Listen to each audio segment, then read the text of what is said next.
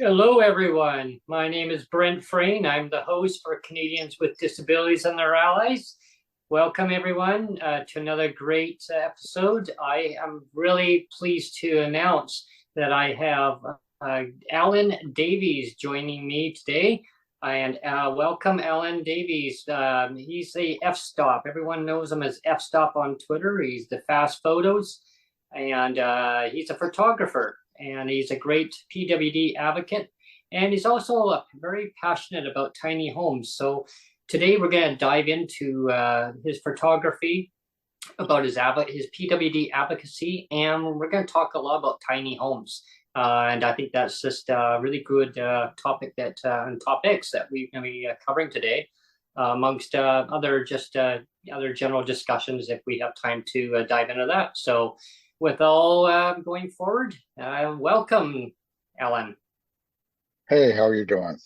Great, welcome. Thank you. Thanks for coming on. No problem. It's a nice time to get together again in New Year, so I'm good to go. Yeah. So Alan, let's talk first. Well, thanks for coming on, and let's talk about your photography. I want the listeners to kind of get a better idea of how did you get involved with photography, and maybe a little bit about the background about the F-Stop and the Fast 50 photos. Okay, well, I started off probably the age of 15 with an old film camera. Would have been, well, I guess a Canon AE1 back in the day. That was what my dad had. And I fiddled around with that. Probably wouldn't consider myself a photographer till I was probably 16 and a half. It's like you might pick up a guitar when you're 14, but you don't consider yourself a guitarist till you're maybe 17, you know? It's one of those, just because you're in a church doesn't mean you go to a church kind of thing. I then at age 16 got my grandfather's Leica camera, which was ahead of its time back for its day. And he had just had it sitting in a closet because film back in England was very expensive. Like yeah, it those is now. Leicas are hugely expensive. Oh yes, well, I mean, back in the day before they were digital, they were considered almost as good as a Hasselblad. Yeah. Now you play for the Leica name because it's like Gucci. And same with Hasselblad, really. Hasselblad, all these camera companies like Intel, I think I'm saying it right. Hasselblad were medium format, so they were larger than full frame. And when they say full frame now, they really mean what used to be 35 millimeter optic. So when you hear a camera's a crop camera, like some of the entry level Nikons and Canons, they call themselves APS sensors. It means that their image or their sensor, I think, I don't want to be wrong on this, is cropped in by 1.4 or 1.5. And then there is one below that, which is micro four thirds. And now you're getting closer to what cell phones are. You have to think of sensors like coins. Okay, Mhm. so we have probably, for argument's sake, here's a dime. We have a cell phone sensor or a micro four thirds sensor is, and that's the amount of light coming that's going to hit the sensor, and the Mhm. sensor is going to turn those ones and zeros and into a picture.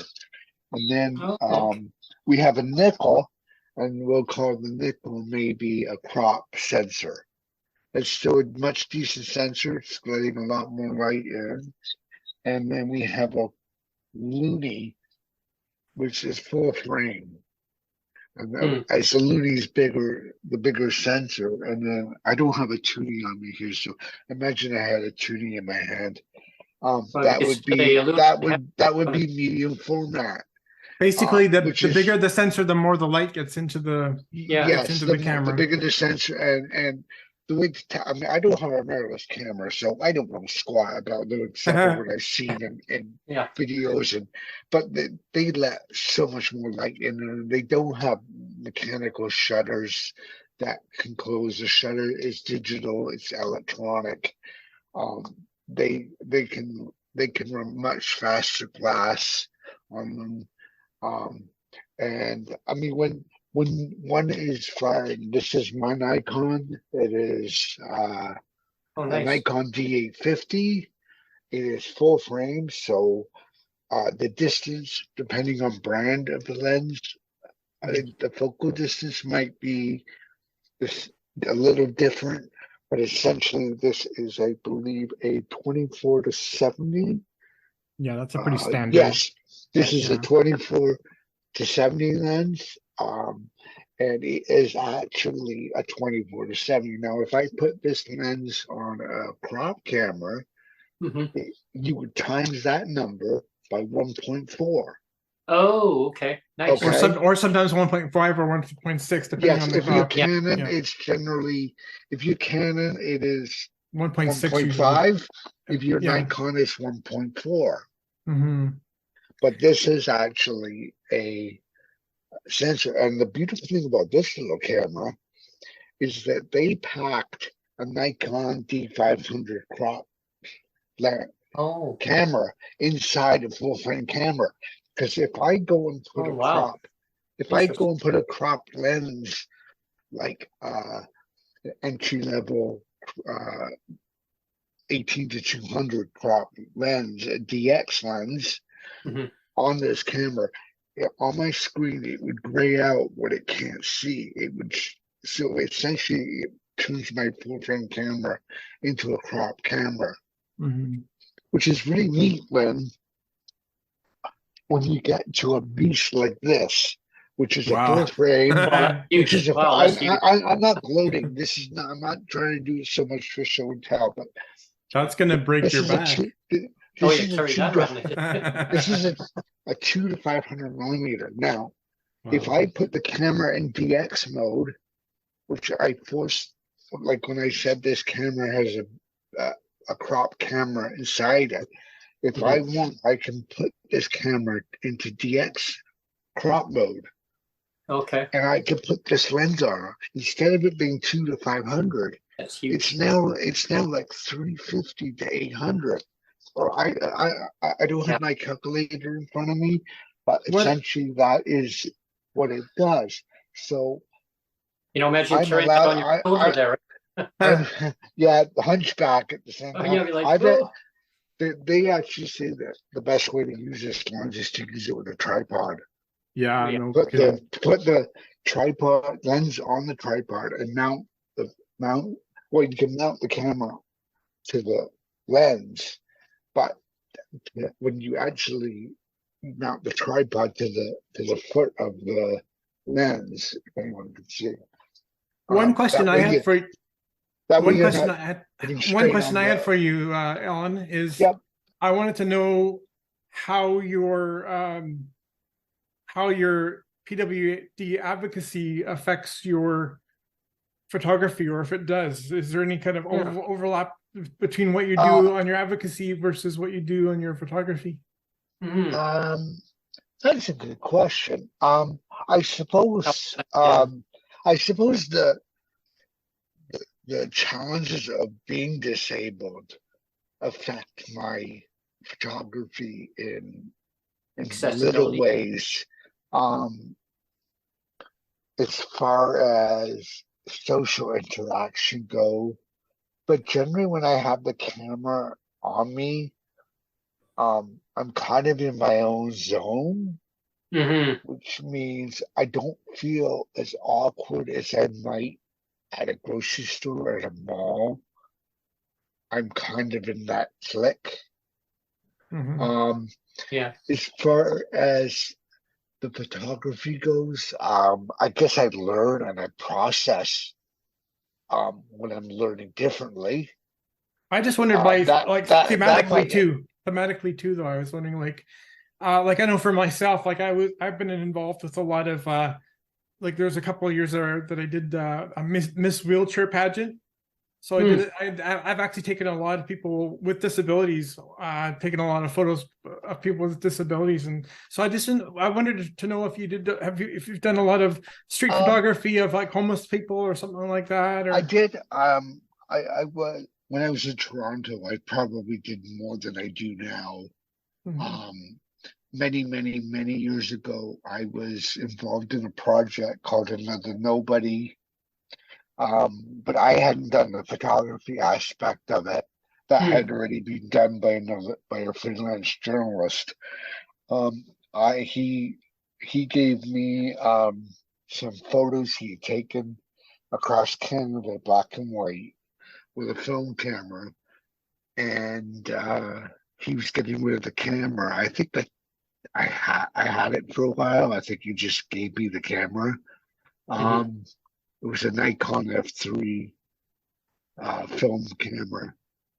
That was probably my first Nikon actually, though I primarily used my Leica back in back then.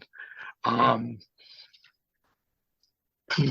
and I went to my local poetry group, and there were several journalists and poets and stuff on there at the time. And I sort of said, listen, I've got a project in mind. It's photos from a photographer journalist who had taken photos of homeless people across Canada. Hmm. We wanted to create a project to give some advocacy. So I was looking for my. It was a poetry group once a month, and I basically had these poets and songwriters and stuff write a poem to each photo. And there was a That's cool. journalist who was really good at desktop publishing at the time, and he made a little chapbook. I don't know if anybody was familiar with chapbooks. They were really big in the '90s, almost like an Yeah. Uh, e magazine. And yeah. he did a book. The photos are pretty grainy, but it's kind of we had it. It kind of worked for Hmm. the time. But the idea was, I think we ran about 150 of these, and we were going to distribute them for people to sell who were actually homeless, so they could Nice. use them to, they could use the books to generate some pocket change for themselves. And this is And that's way how your before the PWI internet had really came in. Yeah. I mean, we had Google, but it was pretty much Telnex. I don't think there's any visual Google in '96. Maybe there was, my brain, but I can't remember that far back. I remember in Mhm. college it was all Telnex, and you had to flip the modem on and then dial. Um, but we went to I went to as far as BC with him. He's actually still in Victoria. I Hmm. came back because my my stuff was at risk, Mm. and I needed to sort out my personal belongings. And I ended up going to college in Welland, Ontario. So, I mean, my plan was to sell everything off and go back to BC, but those weren't in the cards. So, um, it's a quite. I'm trying to answer Brent. It's quite Neil's question in a long-winded way here. It's all So good. It's all good. I have done some. I've done some homeless photos, street photography wise. Mostly getting used to a DSLR camera, which was a D200 back in the day. It was one of the first Nikon professional cameras, and they hadn't even come out with full frame, and everything was still crop sensitive using Sony internals. So the D200 was pretty good as far as it got. It wasn't until the following year that Nikon's first full frame camera came out, and that would be the D3, which would they considered still to this day a halo camera. I mean, it's old as dirt, you know. But Awesome. I had done some street photography in Toronto, but with no real fixed no real focal fix on what I was actually. It was just like pray and spray. If I saw someone in a subway door stepway going down to the TVC or something, I would maybe, if I had my camera on me most of the time, because I didn't want to be lugging gear and I didn't know the city. My iPhone 5 was my camera all the time. You know, Alan. I had a Canon, little Canon camera. I don't have it now, but it was like the size of this. Oh yeah. You know what I mean? Yeah, well, that killed the. And you turn the little nose. Turn to video. Turn to whatever you want. It was so cool. I thought it was the next best thing, right? And it was all digital. I'm going neato, right? How technology has changed. Well, you got to realize that, like when cell phones really became in everybody's pocket, when they were starting to get plans, they were flip phones, right? We were all texting using the keypad stuff, whether they were slide out keyboards or if they were the Razor, where you had to type the letter 1 so many times to get the letter B. Well, BlackBerry was better, right? Yeah, BlackBerry was a little better, but all those little point and shoot digital cameras that were the size of iPhones got obliterated because people were going, well, now I've got this. And even the iPhone 3, because of the way the optics were in these point and shoot digital cameras, they're still out there. You can still buy them today. Nikon makes a wonderful waterproof point and shoot that you can go maybe 30 feet down in your swimming pool or at the lake. But of course, once you start removing the ports from phones, that'll be it. That'll be the final nail. Because don't worry, the waterproof. Don't worry. Blah, blah, blah, blah. Well, of course, all these people with cell phones now. Everybody considers themselves a photographer because everybody's got their a camera on their phone. But the one thing that you're really missing when you have a smartphone versus a dedicated camera is your ability to play with light more. There's like so much more low light capabilities of a dedicated camera, and I really appreciate, like, I'm a photo nerd myself, and I love low light photography. I love portraits, and the ability to really get an out of focus background and really make it really. Well, that's the bokeh effect, right? They call it the bokeh, and the low light effect. Well, that's awesome. What's happening is what's happening. What really creates the bokeh effect is your aperture. And if you're even if you're on your phone and you're shooting at 2.8 on the phone, if you set your aperture, my real gripe with iPhones is that I found that my S9 Samsung has was that they had a full manual mode, which means in the Android phone you could control your ISO, your shutter, your aperture, everything that you could on a regular. I can on my camera. With the iPhone, you can only control your aperture depending on what mode you're in, and you Yeah. can only control your exposure. Um, there is a way, apparently, if you click on the live mode, that you can do the long exposure, but I have never been able to get it. The only thing they really added to the iPhone this year or last year was in the 13 was the macro ability, where if you put your phone up close, you get this little flower icon, and it tells you you've got the phone in a macro situation. Oh, well, even Macro trying to mode. capture birds too, Yeah. Alan. It's like I took a little video the other day, and it was just the perfect timing. One bird flew up, and then one bird flew down. Nice. Yeah, it was Nice. great. It was yeah. But yeah, if you have the iPhone 13, maybe they brought it down to firmware to the other cameras, but in that my iPhone 12 didn't have it, so I didn't have a macro mode, but I do now. Um, but yeah, the aperture basically controls where the background's blurred. I mean, the higher the f-stop number you go, Yeah. I go from f.28 on my full frame camera, and Oh I well. jack it, and I jack up to like f11 or Oh, okay. f22. Oh. That's when everything's in focus Everything gets because of the flat. depth of Yeah. field Yeah. is Perfect. affected. Yeah. So I'm really fortunate with the Nikon. When they built the D850, it was like their final wave.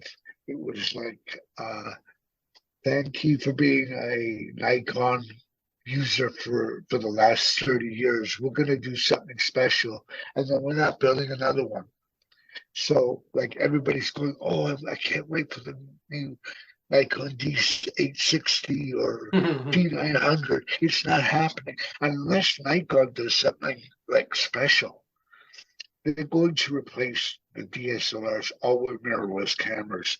But the Nikon D850, I've seen videos going with photographers going, in 2023, I still won't give up my Nikon D850 because this thing is a beast, and it's got 45 megapixel sensor on it. Whoa. It's a Wow. beast. That's I mean, impressive. the only drawback is that the images, unless you save them as a JPEG, are Huge. brutal. They're Yeah. brutal. Yeah. 50 megabytes. You Yeah. know, like, good luck trying to get that up on Facebook. Yeah. Yeah. Yeah. I know.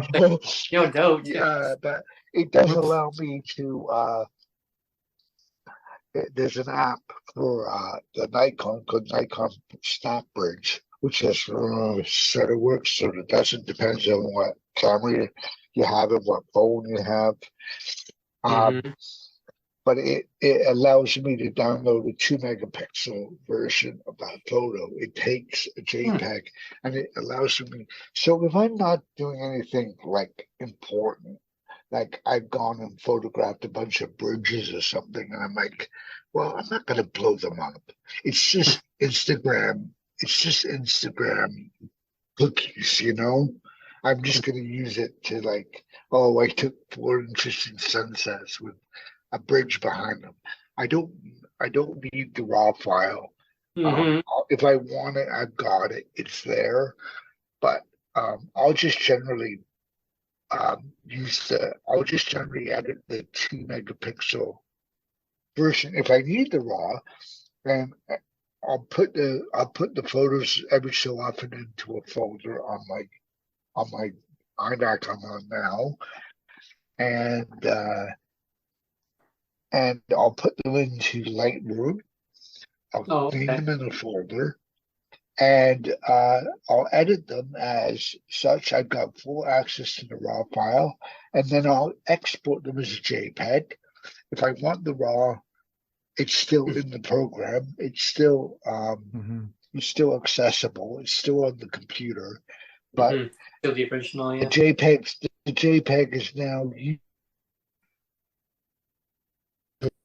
so it's a win-win. Like on the fly, I can use the mobile for Adobe, for those photos that I just needed the JPEGs for. I can upload them into into an album.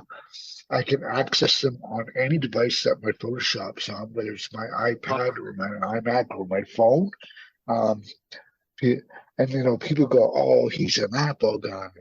I'm still a PC guy. If there was a reason I needed a PC, I'd have a PC sitting next to my Mac. I'm not. It's a tool. I'm the same way, Ellen. It's a paintbrush. We had I had a PC for a while. It was I forget what brand it was, Acer, I think, or something. It was a sweet little machine. It was tiny little machine. I suspect it was a little hot. I bought it from someone in my co-op. I think it may have been a little toasty for the road. Gray market. Yeah, a little gray market. We had a question from the floor here on the live chat. Fire away.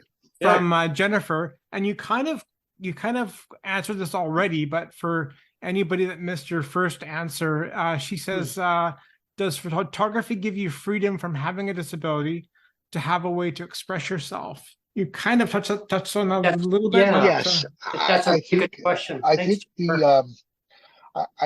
I would say that when I have friends of mine that go, oh, don't take your camera to Toronto. You'll get mugged in the first 5 minutes. You're not a 6'2", 300-pound guy. And I can appreciate where they're coming from. Yeah. But at the same time, I don't get bugged. I'm probably not out at 2 a.m, but unless it's Nuit Blanche, which is the all-night arts show, which generally people don't bug me anyway because they're A, too freezing to mug anybody, and B, they're looking at the art exhibits anyway. Or they're in the pubs getting a few on, because it's a cold night. I've done Nuit Blanche a couple of times. I don't know if I'm saying it right, but it's the big all-night art show, and it starts at Yonge Street at College, and it goes just all the way to almost Trinity Bellwoods. It's huge. But I don't get bugged, and I suppose to answer Jennifer's question is having my camera. It's kind of like having a bulletproof shield. People tend to mind their own business. They'll come up to me and ask if I have a business card or something, or what I'm photographing. But I can almost sit on obviously there are sections of certain streets in Toronto you don't want to be wandering around on. Right. But I think Dan would probably be able to answer that better. He knows, being a resident of Toronto, I don't think I would take my camera to, say, Dundas East and Sherbourne or out to Jane and Finch. But if I'm sitting on Queen West at, let's see, Spadina and Queen West, I don't get bugged. Even it's kind of safer areas. I can sit there and people watch and lifestyle shoot till my heart's content. Listen, if someone's going to come up to me and ask me if I have a cigarette or if I got a loonie. If I got a loonie, I'll probably give it to them.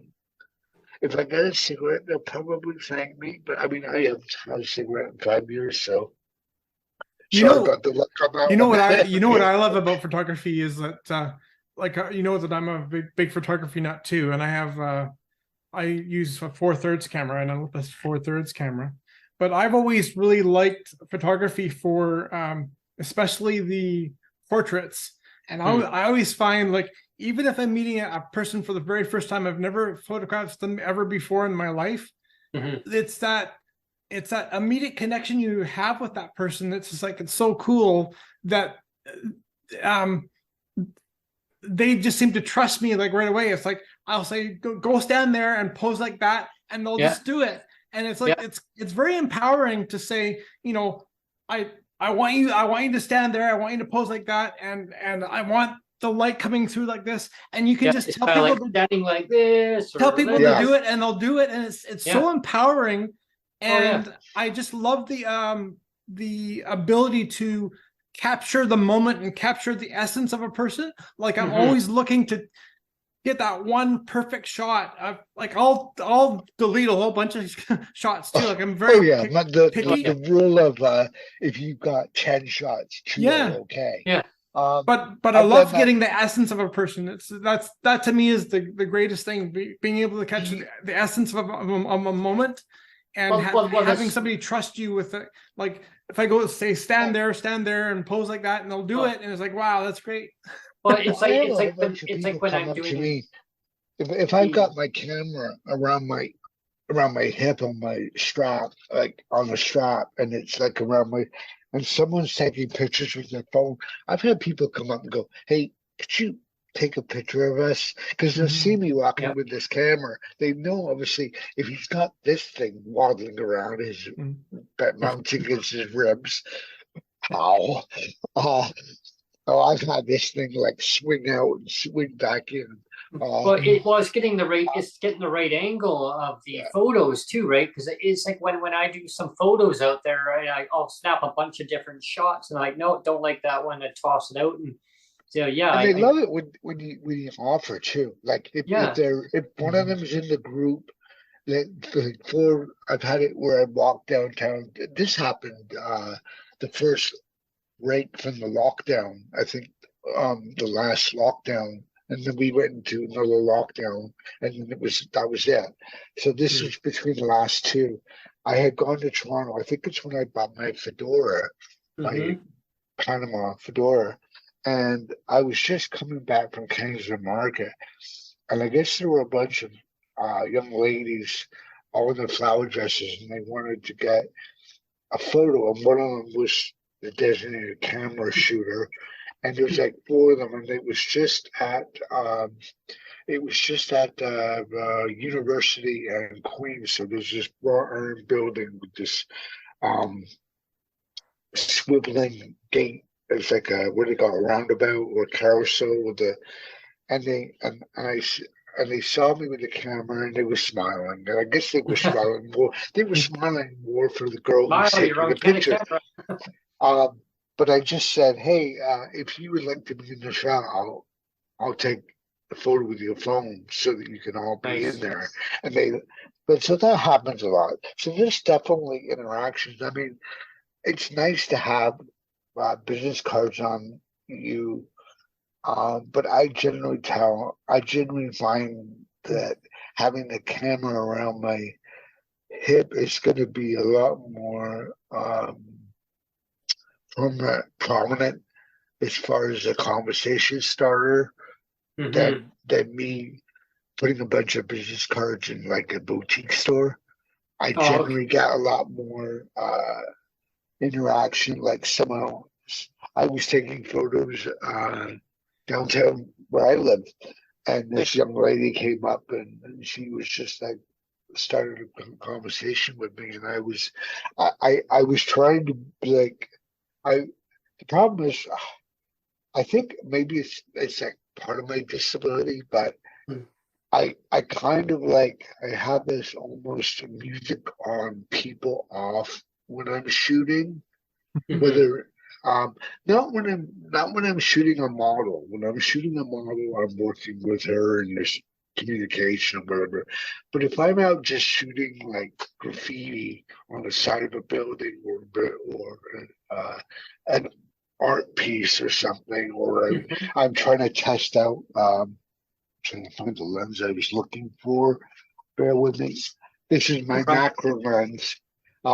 So I had just bought this about that time, and I was testing. It's a 105 2.8 macro lens. So it's a fixed lens. I'll see if I can put the hood on without putting it blindly. Oh, there. Okay. Can almost do it without looking at it. Almost do it without looking at it. But this is a macro lens. Almost do it with your eyes.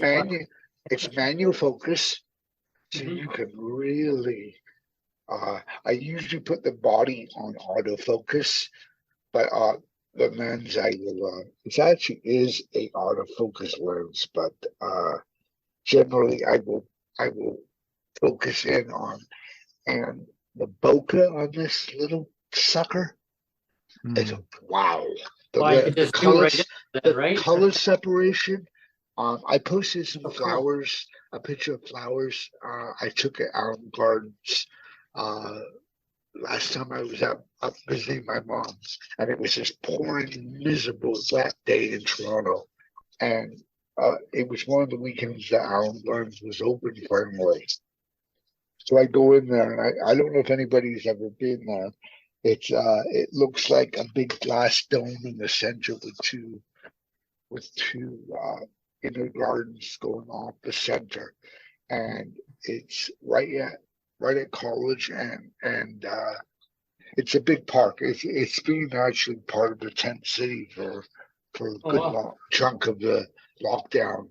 Sounds It still interesting. is, Sounds like but a big place. yeah, it's east of. It's not far from Ryerson University, but it's east of Yonge Street, kind of in the middle of College Park and Dundas. Um, Dan would know exactly where Aaron Yeah, Gardens I know. is. I've heard him talking about that area. I've never been that area, Anyway, but it was pouring this day, and I thought, you know what, I got this lens. I brought it along, um, and I had my big bag because I was staying at my mom's overnight. So it's a huge big bag. It's really the bag I would use take with me if I'm gonna go shoot a model. And I need like two flashes, and I need this and that. But in this instance, I just need something big enough to throw a toothbrush, a t-shirt, and a pair of jeans into.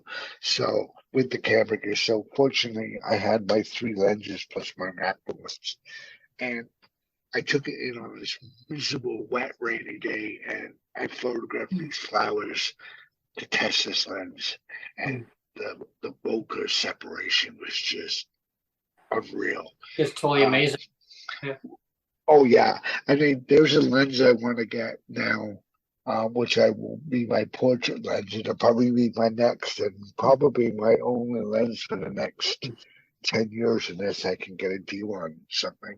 It's an 85 millimeter, 1.4, um, 1.4 D class full frame lens, and it's an older Nikon lens.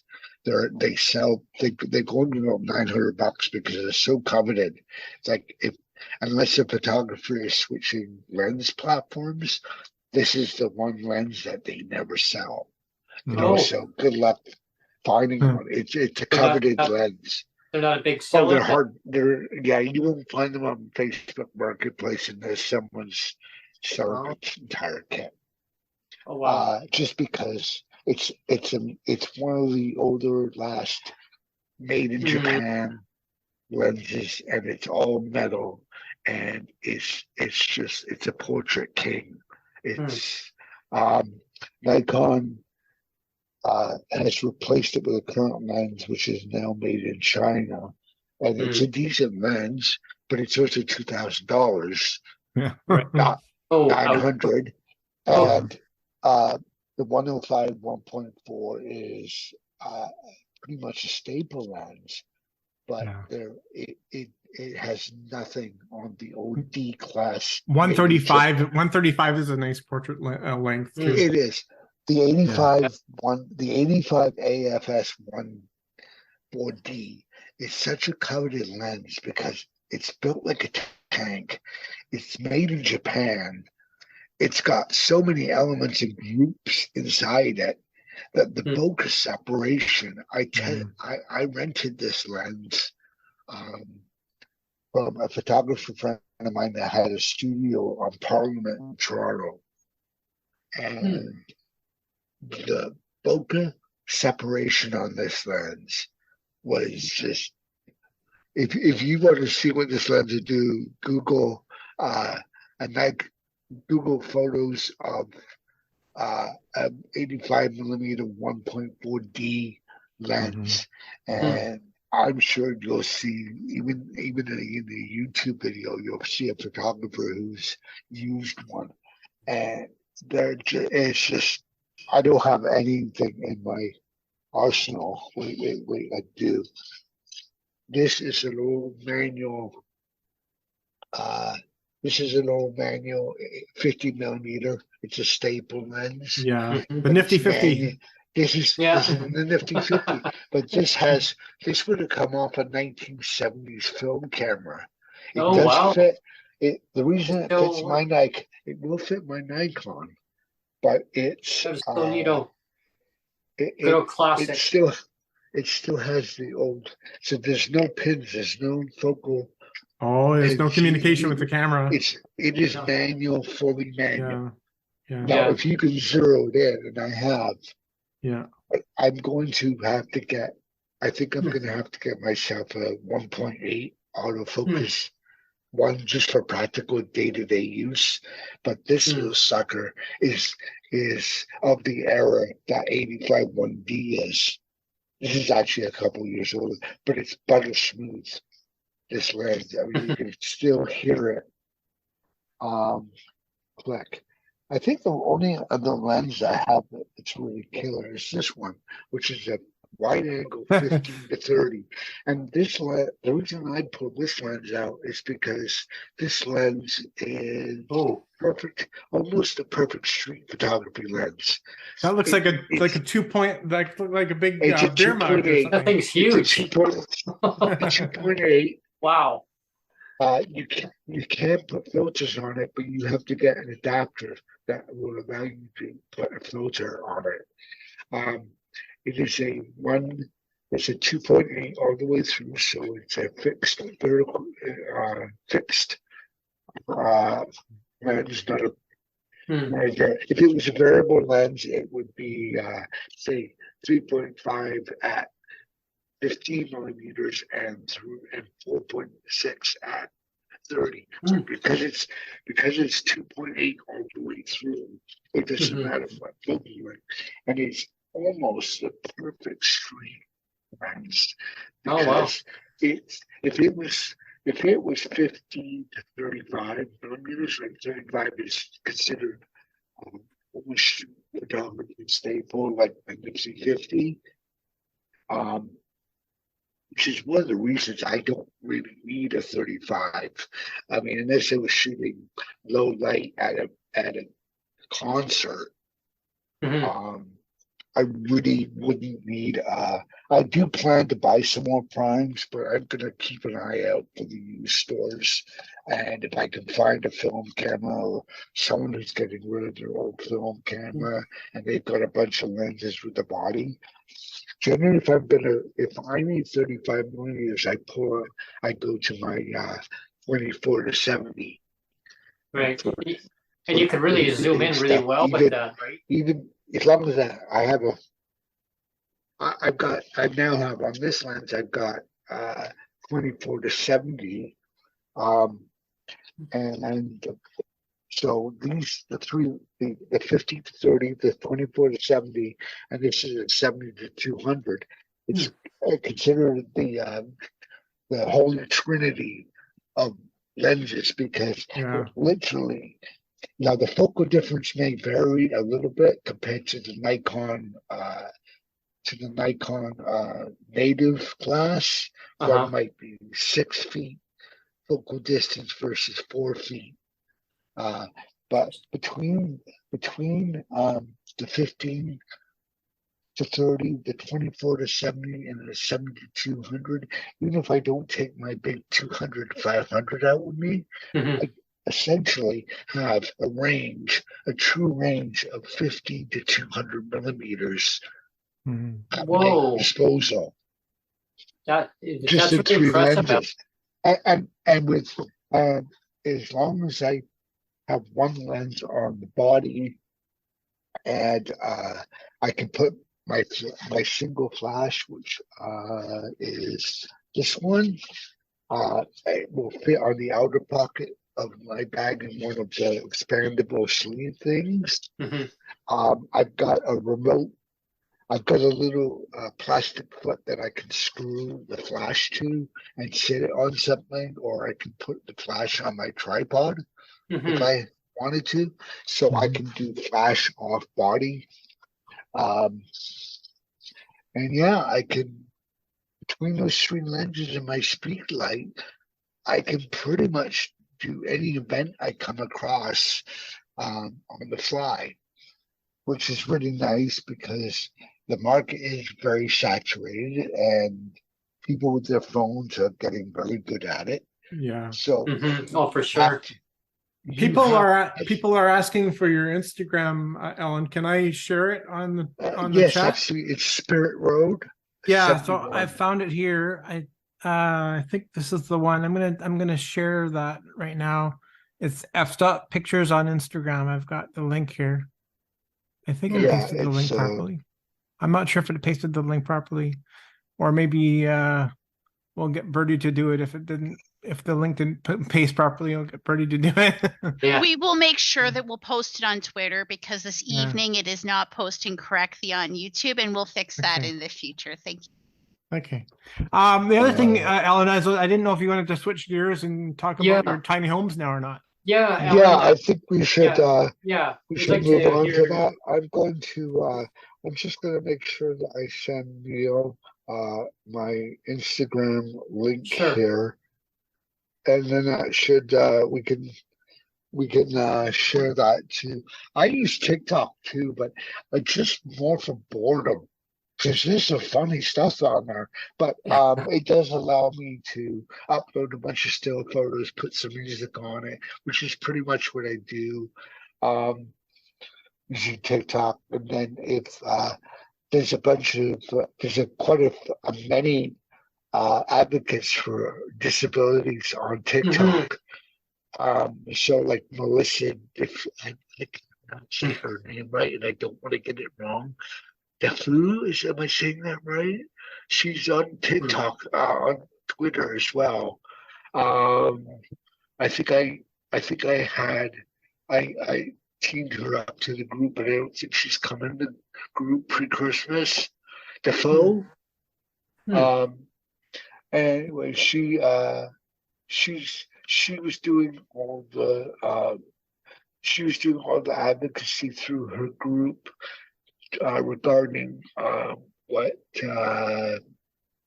Doug Ford had planned for ODSP as far as downloading to the US for that. So she was doing a lot of that. She had a whole bunch of notes and stuff, a lot of work, and she put a lot of time in to that, as far as letting people know what that the Ford government had wanted to offload disability employments to a U.S. company that was popular in England. And if you couldn't, if the company would assess whether you were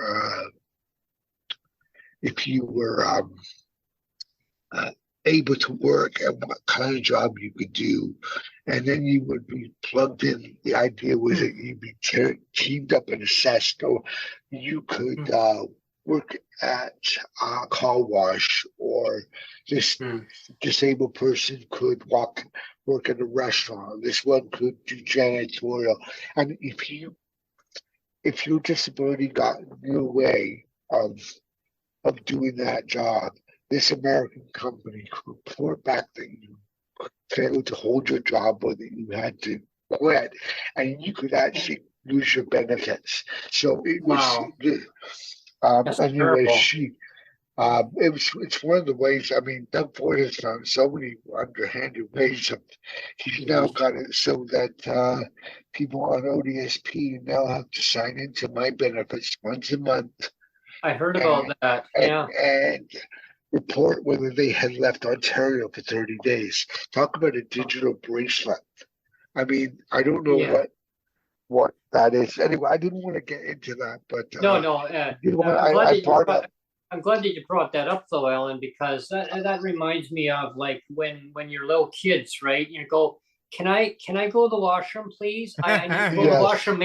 may I go? But you know what? Yeah. The teacher used to tell me, Brent, you know what? You need to go to the washroom. Please don't keep asking me, and just go to the washroom. Just go. Yeah. You know what I Yeah. mean? So yeah. But now But he's now if you fail to log into your My Benefits on a regular month-to-month basis to say whether you had left Ontario or someone in your household had, they could put your benefits on hold. oh my gosh.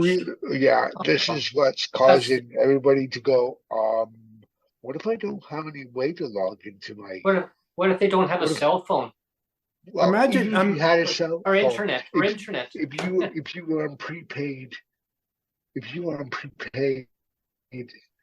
Freedom or whatever, Telus or Chatter, you right? might not have data. Or maybe you So don't have an unless you internet service. You know, I mean, how are you supposed to log in? if you're highly in a mobile, and it's there's 6 feet of snow out there. Are you really gonna trek to the bus, jump on a bus, go to a library to Yeah. get Wi-Fi so that you can log in? Or let alone they don't even give enough on the whole check amount to go anywhere. I mean, Oh, wow, I know it's policing. it's just bonkers to me. It just doesn't make any sense. the thing that doesn't get enough airplay for me when you talk about disability rates and all the rest of it is this idea, like the whole idea of personal autonomy gets, I mean, it's so important, right? And it gets lost on so many discussions if you're talking about to politicians or whatever. It's like personal autonomy doesn't register with them, right?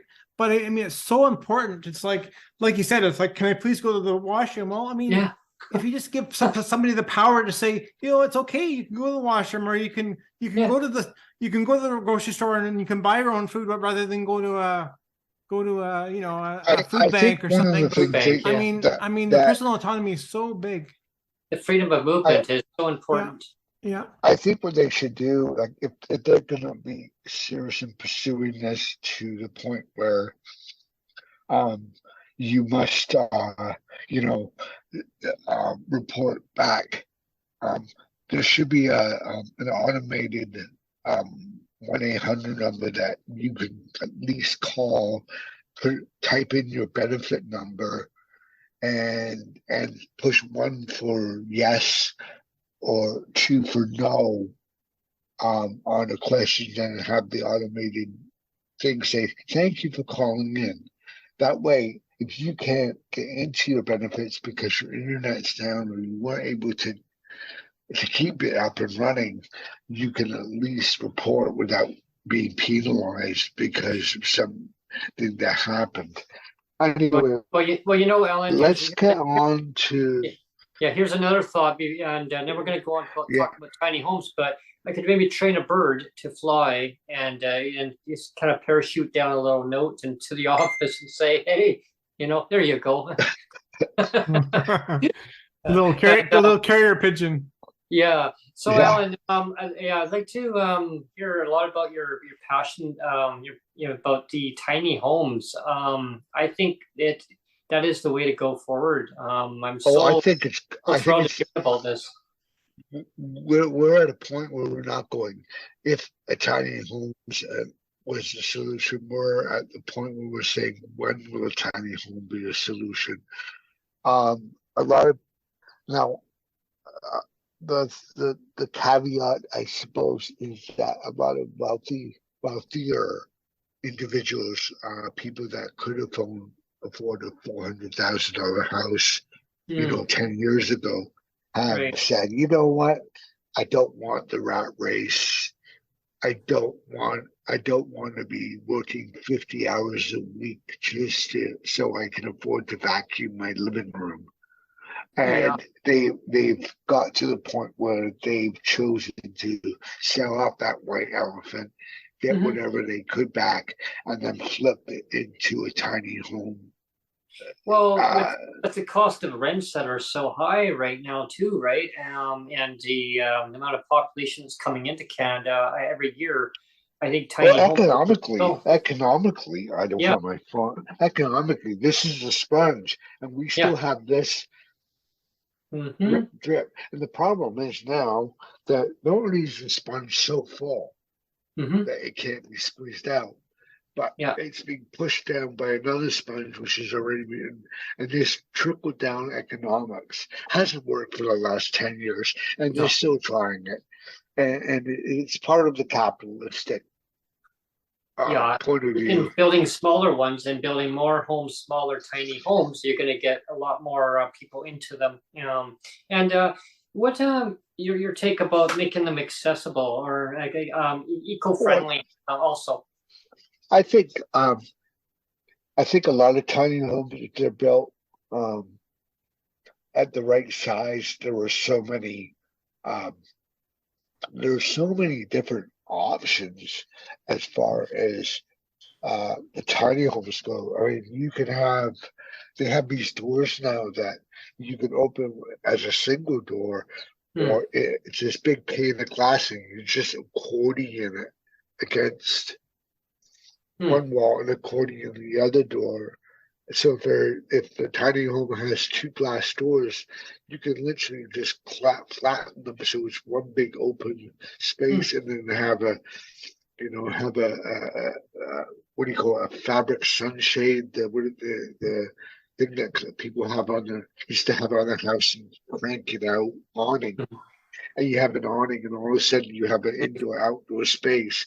So you can have a very gentle ramp built up to a deck that can be taken down if the tiny home has to be moved.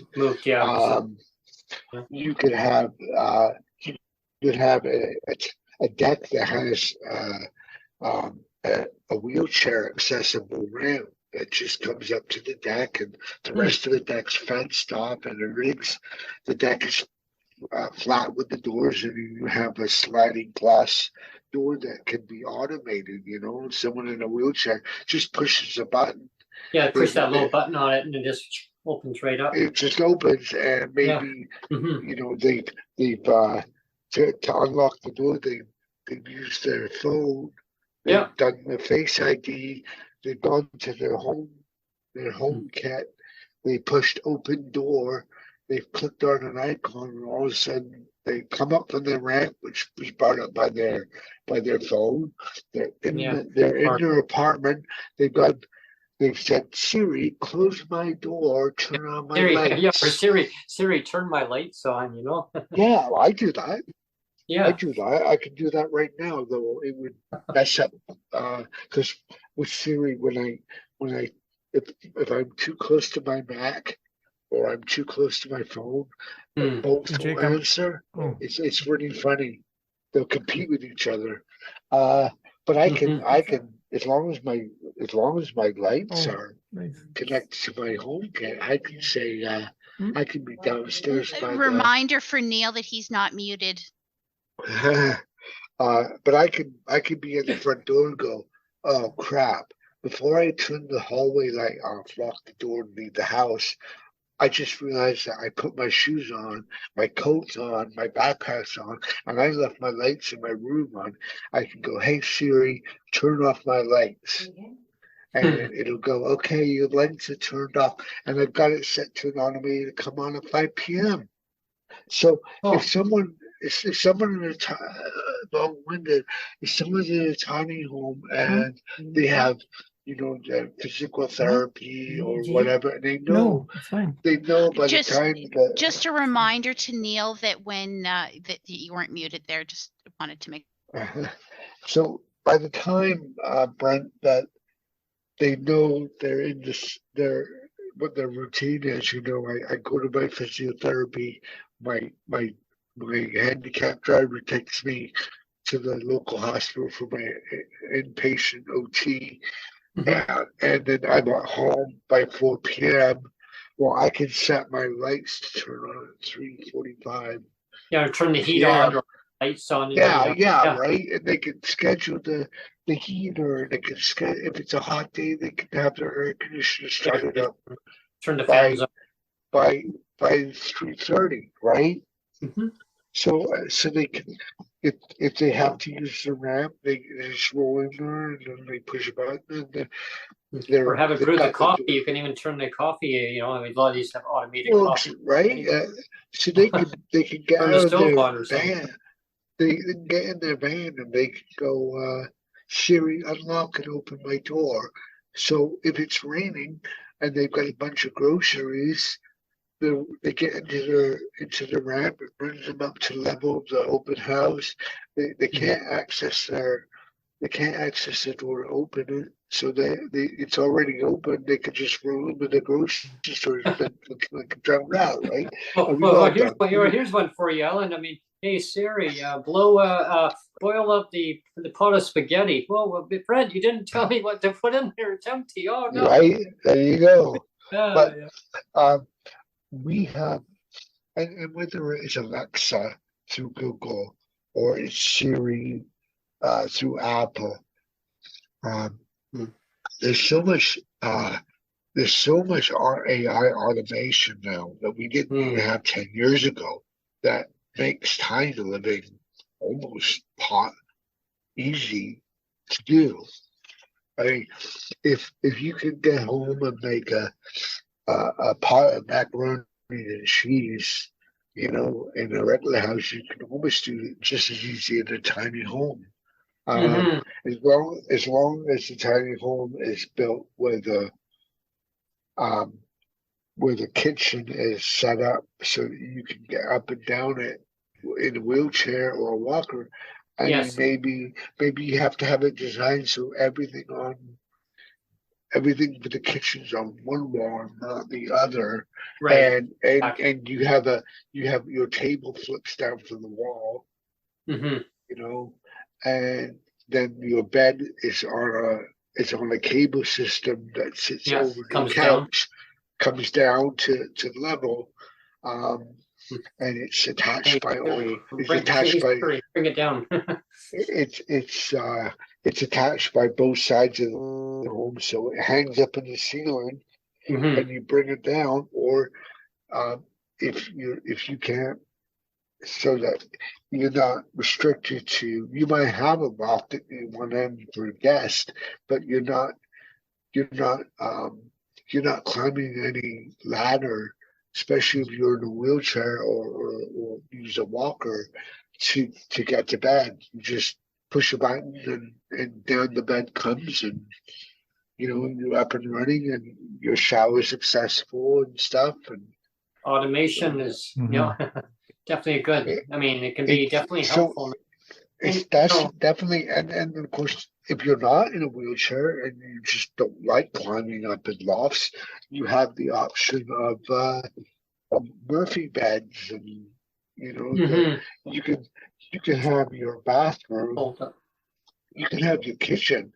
I've seen it done where the kitchen and the living room are all on one or two steps up, and you literally, this lady pushes a button, and that kick step that she steps up to into her living room or her kitchen, literally a bed just slides right out. Oh wow! Because it was underneath the floor of the living room, kitchen. So you can have that. Yeah, I mean, if you're living alone, as long as you have a decent mattress, and you got at least 11. You got 11. You got my dad's brother.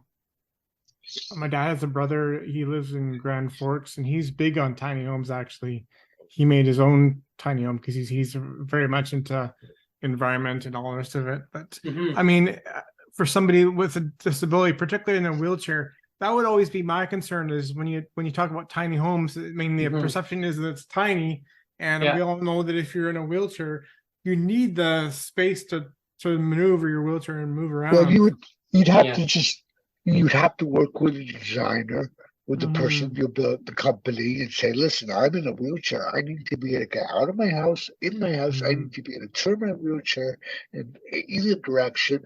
I don't want to be going upstairs. I can't climb the ladder.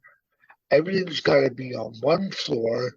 Yeah, but we have to turn around and kind of You know. Well, yeah. So their living room is the living room is their center point. Maybe it's Center with of the the and house. those Yeah. accordion Yeah. windows or doors that can be automated can really play the part Mhm. Sure. in, in that Yeah.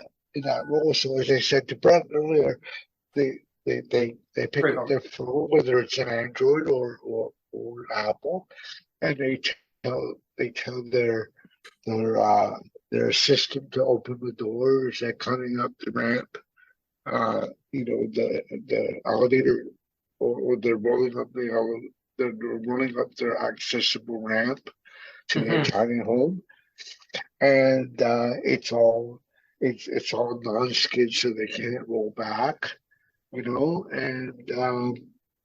they're on the they're on the deck, they're in the house, and the living room is set up in such a way that they can turn the wheelchair to go Yeah. one way or to go the other. What's your Well, opinion on you've heard of boxcar houses or rail car The houses? container homes. Container yeah, houses. the What's container your opinion houses. Yeah. on those? Yeah. Well, I mean, it's essentially, Some of them are double stacked too, I've seen yeah, those you double could stacked as go, well. Yeah. or dual, like a duplex, like yeah, which is even Yeah. better. Actually. hmm you could do it. If you're looking down, you could do a 40 foot going one way and a 20 Yeah. hanging over, and then there's hmm a staircase above somewhere in that. You could do. You could literally have it where there's two 40s side by side and a Hmm. 20 taking up half of it, pointing in the other direction. hmm So you get like this upside down L, Hmm. kind of two Yeah. level with a deck, and they don't. There's some people keep the doors on them, and some take them off, and they put a big L shape of glass, because as long as the container Hmm. home is structural. I've seen people where they they built almost a hybrid of a Hmm. traditional house style with Oh wow. with the container home integrated into that space. So Hmm. they'll have a 40-foot um, tiny home, 40-foot container, and then it's being cut and open and structurally welded, and they've got this almost uh, open concept of the original house design style of building around it. So Well, you see, in it's out almost out like, out here, Ellen, they've used for like the tiny homes type of deal, like the containers, and they actually made them look like an apartment building. They've actually put all this stuff on the side. You can't even tell that they're actually containers, and they actually put a separate area they built oh on, yeah, so an elevator to go up too. It's Hmm. quite impressive. Yeah. they have I saw a tiny home that was, I couldn't even tell it was a tiny home until they panned around, Yeah. because it was a I think it was one of these guys that does he reviewed Airbnb's bus first shot of it. I'm looking at the entrance side with the swinging hanging chairs, and the deck, the roof was on a 45-degree slant. So all Oh. I can see is these windows, these posts, and then they pan around and you realize that what they've done is they put a container on them, and Hmm. they've done this pitch roof to overhang both sides of the both ends of the table. So the back end, using the barbecue sitting area, the fire pit, Hmm. um, but it's the jacuzzi and everything are under the overhang from that hangs over. So I don't have a box here, but if you would imagine, it would be like kind of that when the roof is pitched. Oh, So okay. both the front and the back immediate tiny home are actually covered, and the roof overhangs, so you could literally walk around the entire container home. You could do quite more if you had- universal. Like you could do a lot of stuff with them then, like really. Well, everybody talks about open concept too, and I mean, how much more open concept can you be than a empty container, right? Exactly. It's so much universal. You can do so much with it. Yeah. The other way to go is some people take a 40-foot tiny home, they'll put a deck, and then they'll L shape another tiny home, another container home, a shorter one, or the same length in the other direction. So when you walk up your steps, you can go into one tiny home, one container home, and the bedrooms and everything are in the second one. So the living space is in one container, and the bedrooms and the bathroom are in the other. I saw one person that had a container home, and it looked like a mini bungalow with a little swimming pool. What the couple had done was they built this 2-bedroom tiny home with their own little swimming pool. They fenced it off, and then they were renting the house as that they had lived in before they built the tiny home as extra income. So they had put an entrance onto the house, onto the sidewalk, so it was completely like isolated from the house they actually owned. So instead of going, okay, why are we heating this out? It's 1,500 square. Believe it that's the three of us don't use half the rooms in. We just rented to a bigger family, and they had everything they needed. So there's so many different versions of a tiny home. Sounds like it. There are a lot of options. The earth homes. There's these tree house tiny homes that I've seen. There's container homes. There's the A-frame style tiny home cabin where it looks like a capital letter A, and you can do quite a lot with those too. I mean, well, especially with the building. Obviously, it's going to be a pretty narrow on the second floor, but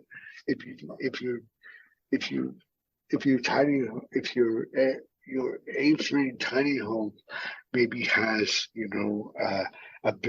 has space on the main floor that's jetted out to one side. So you see a lot of those A-frames, and then they'll have like another building integrated into the A-frame at the base of the thing. So it's not just an A-frame, but it's got living space off both sides and a deck on both sides. Then maybe you don't need the second floor. You could do it as a mini loft with a ladder. But most people will make their A-frame tiny homes, cottages, big enough to put a double bed up there, and some of them have a bathroom. Well, like with the building material so expensive these days. I mean, finding different innovative ways, like using container boxes, or like shipping boxes, or there's so many ways. Yeah, it's interesting. What's your view on that? Like DIY, you mean full-grown DIY? Those are interesting. Obviously, people are a lot handier than I am. I mean, you still have to have the land. You still have the land to put it on, though, right? So a lot of people a lot of people will put out an ad on social media and they'll say, I'm 60% of the way through building my tiny home, and I'm pretty handy around the property. Is there anybody that would mind giving me a quarter of your lot, and I would be willing to feed the ducks, and, help with the chickens and cut the lawn, and help with pluck the eggs, with whatever, milking the cows, whatever milk the cows, yeah. Whatever is needed so that they can, if you're running on a tight budget, you know, you become you look for a farm that's looking for extra heads, and then maybe you you might have to bite to work for the first month, and then you sort of take, if you have a good rapport with the family, you take them aside and you go, you wouldn't have, be an owner of a tiny home, and I got it sitting at a friend's house right now, but if you had some space on the farm where I could put my tiny house, I'd be able to stay here a lot more, and you could go away if you wanted to, and lead me to making sure that the jobs around the farm are done, or I could be on site a lot better. So maybe this we could work out. So, you know, that helps out, especially if it's an older couple, and then it's not really a functioning farm anymore. But you know, it's a small little hobby farm kind of. Mom and dad can't be hopping on. Dad's getting into his 70s and jumping on the lawn tractors. That's a little hard for him to do. Just that lawnmower, you know. Actually, one of the things that was in the news a little while ago is just, and this is changing topic a little bit, but not really, as there's been more and more talk about co-ops, co-op living, and I think that's a really apparently in the 60s and 70s, co-ops were huge. Like even here in BC, I don't know about Toronto or Ontario, but they invested a ton in co-ops in Toronto. I think there's about at least 6 or 7 co-ops in throughout Toronto, especially in the east end of. I think there was a co-op in Mimico, which is down by the X. Dan would know more where the co-op started than I would. My co-op was sort of central to the Bloor, Wellesley, College Park area. But there was like 2 or 3 others within 15-minute walking distance. And there was one in far east of where I was, east of Parliament, which is you're getting almost into the beaches end of the city, and so they're around. They were huge out there. There's a lot more co-ops in the outer parts of Toronto, like Mississauga and Oakville, and some of the co-ops are. I think in I want to say Mississauga or Port Credit. There's some of the co-ops are women only co-ops. That they literally are like a women's only co-op. They're more like it's a community based, like it's more But the co-op will sometimes all co-op was kind of mixed. It was mostly families, but there were a lot of single individuals there that were part of the LGBTQ community in our co-op and that were on our board. So it was a pretty open mix. You had a couple young couples that were both teachers at various schools and stuff. So our co-op was quite diverse. And that, you know, that's it kind of reminds you of. But they have kind of like tiny homes, though, like that. It gives you that community feel. I think that's something you could see coming into. Really, the federal government needs to create a tiny home. Well, the federal government used to be so involved in the housing supply. I mean, in the 60s and 70s, they were making tons, right? Oh, huge! The federal government was all over it, and all of a sudden, like in the 80s and 90s, it all went away. It was like we don't have to build any more homes anymore. They walked away. I guess people don't need homes. And it's just kind of sucks, you know. I think if the government got back into the business of making homes, you'd end up solving so much of your problems right now. Well, what's that one? Field of Dreams, build it and they will come. Yeah, right. Imagine that. I think they need to.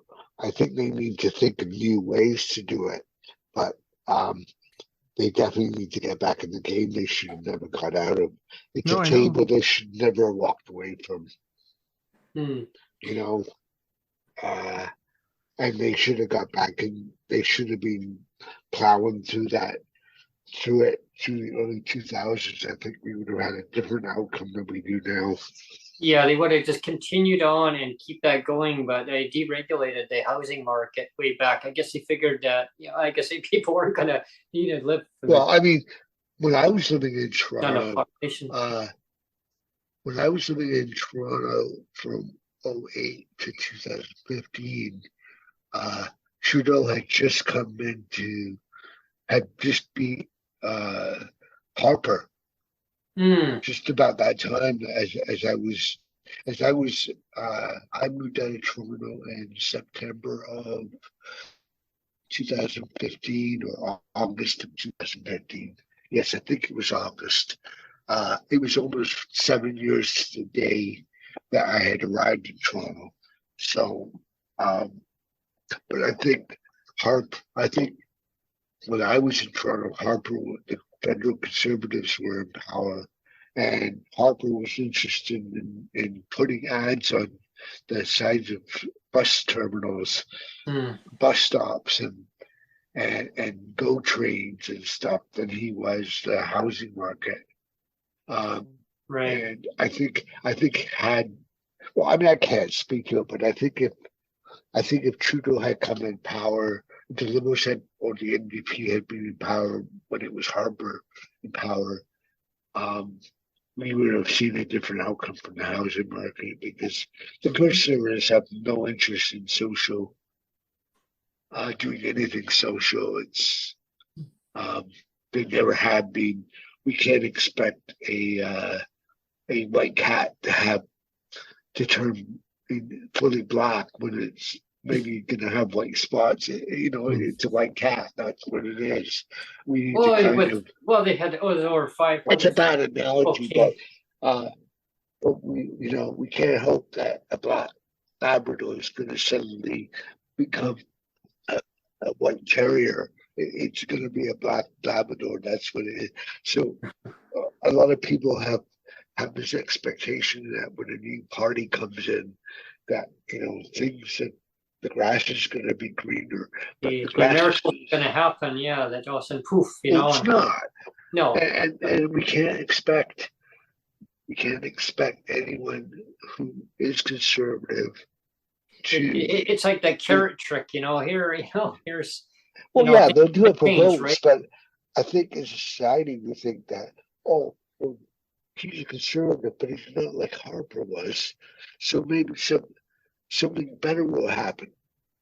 He's still conservative. He has an ideology. That's why he's in that party. But the part that baffles me is that they know that the housing needs to be built, and like over 500,000 people are coming in. They came in last year, and they're saying, 400,000 and something. Next year, 500 and something thousand. It's like, hello, and then they go, oh no, we got a housing problem. Really? Tiny homes. It's like they wait till there's a crisis, and they go, uh-oh, we got a problem. Yeah. Houston, we got a problem here. You know what I mean? Yeah, and that's what's so annoying is that if they never got out of the game in the 60s and 70s, if they stayed in the game, yep, I mean, we'd be so much further ahead, right? Yeah, and then they say, the tiny nomadic lifestyle that really blew up into something really powerful during the pandemic lockdown. Really, that's when it. Because everybody was isolated at home, so people were buying up a van on a utility van that had nothing in it, a shell with an engine, basically. And all of a sudden, you started seeing Joe and Jenny's YouTube channel about how their van was gonna, and every week they would have an episode of where they are in their van, and then they would have episodes of how the van was, how living in the van was this and that. And then you had other people who were doing coach buses, and they would Yeah, I buy was a just tour. say, a coach bus. I saw that photo that you Yeah. put. There was a coach bus, and they just completely gutted it out and put countertops in there. And I saw a wow, picture of that there's- too. yeah.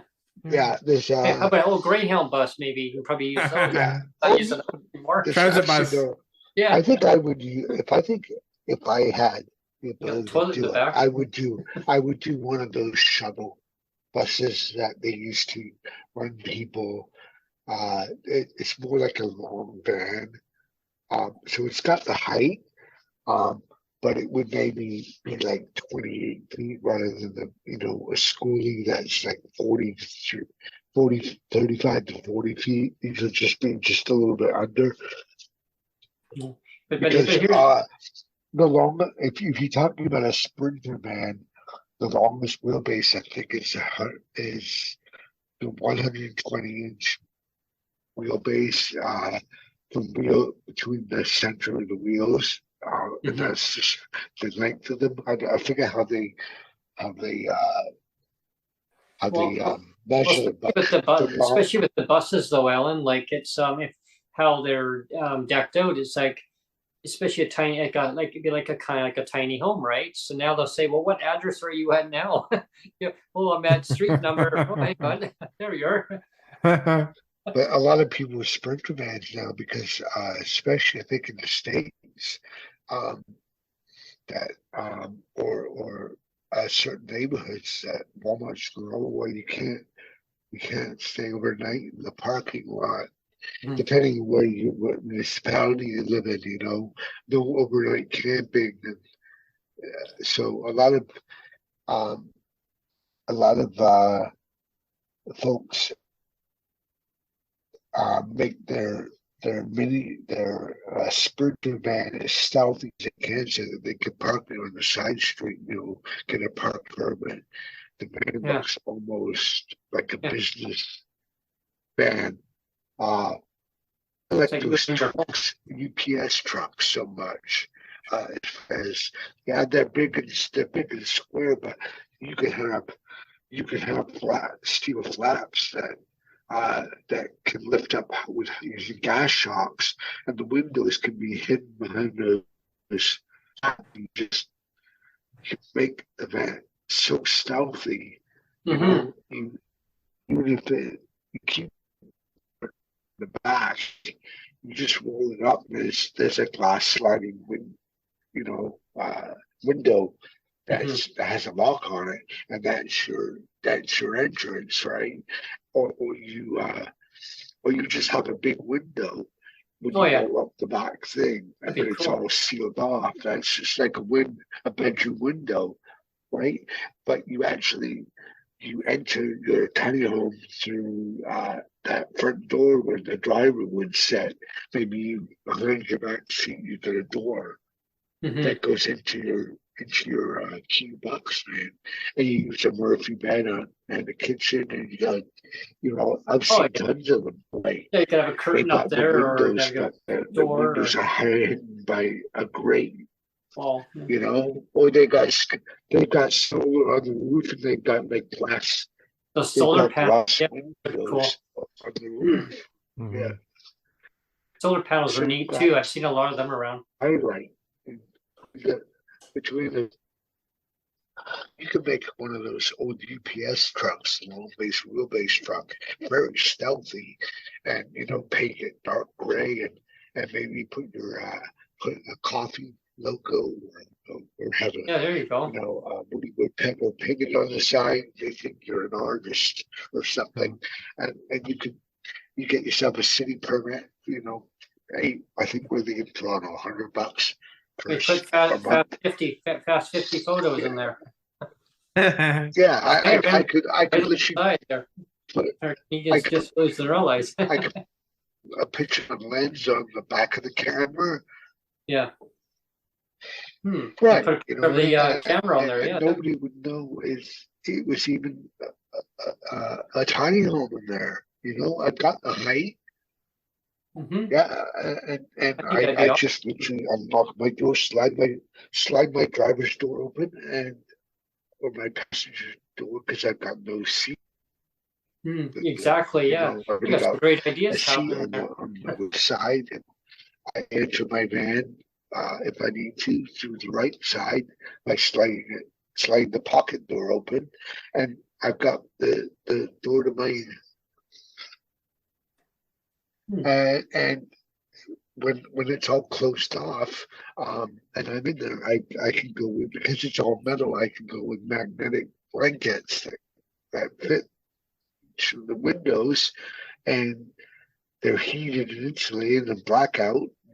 I got, if I need a bit of natural light while I'm working for my van, I've got, besides the solar, I've got a couple of roof windows, and I can prop up one of my seats awnings if I want to have sit outside when I'm not in the city. I literally can keep one of the flaps open, and I've got open windows, and I've got an AC unit on the back windows. They're a heater and an air conditioner unit. They don't take up much space. You just put it in the back of the van, and it's not hard to do. But if you need to be moving around the city, as long as you've got a parking permit, you pay for. Okay, so I don't have to really pay any rent anywhere. Oh yeah. I make 1,500 a month. That's not great. Could it be more? Sure, but if you're looking for remote from your vehicle, and you're only paying $100 for a parking permit, and maybe another 150 for your Wi-Fi. You use Rogers or Telus using a USB stick or a Starlink or whatever, and all of a sudden you still get $1,000 at the end of the month after you pay for groceries. So or you find some Wi-Fi signal somewhere and then you hook into it in the city. Hotspot. Well, yeah, but there's ways around it. Oh yeah. And then you put some. You can buy these toolbox kits if your truck doesn't come with.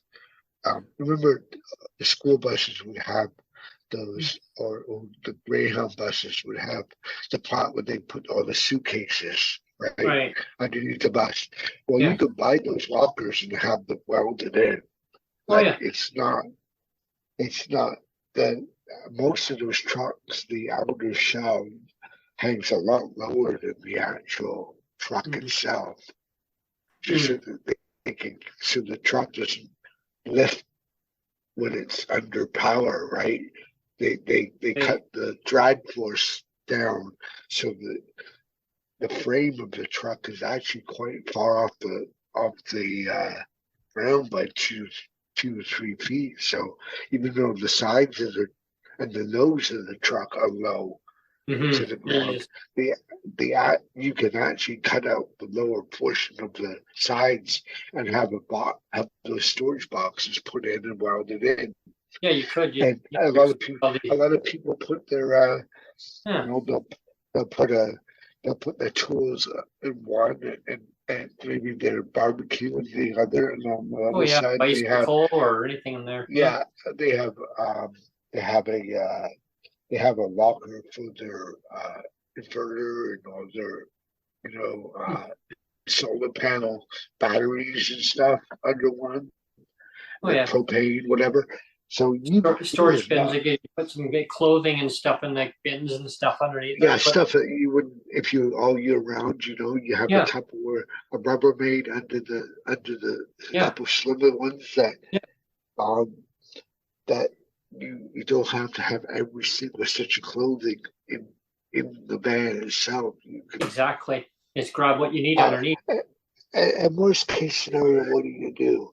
You go to U-Haul and you rent a small locker in a city that you're constantly going to be in.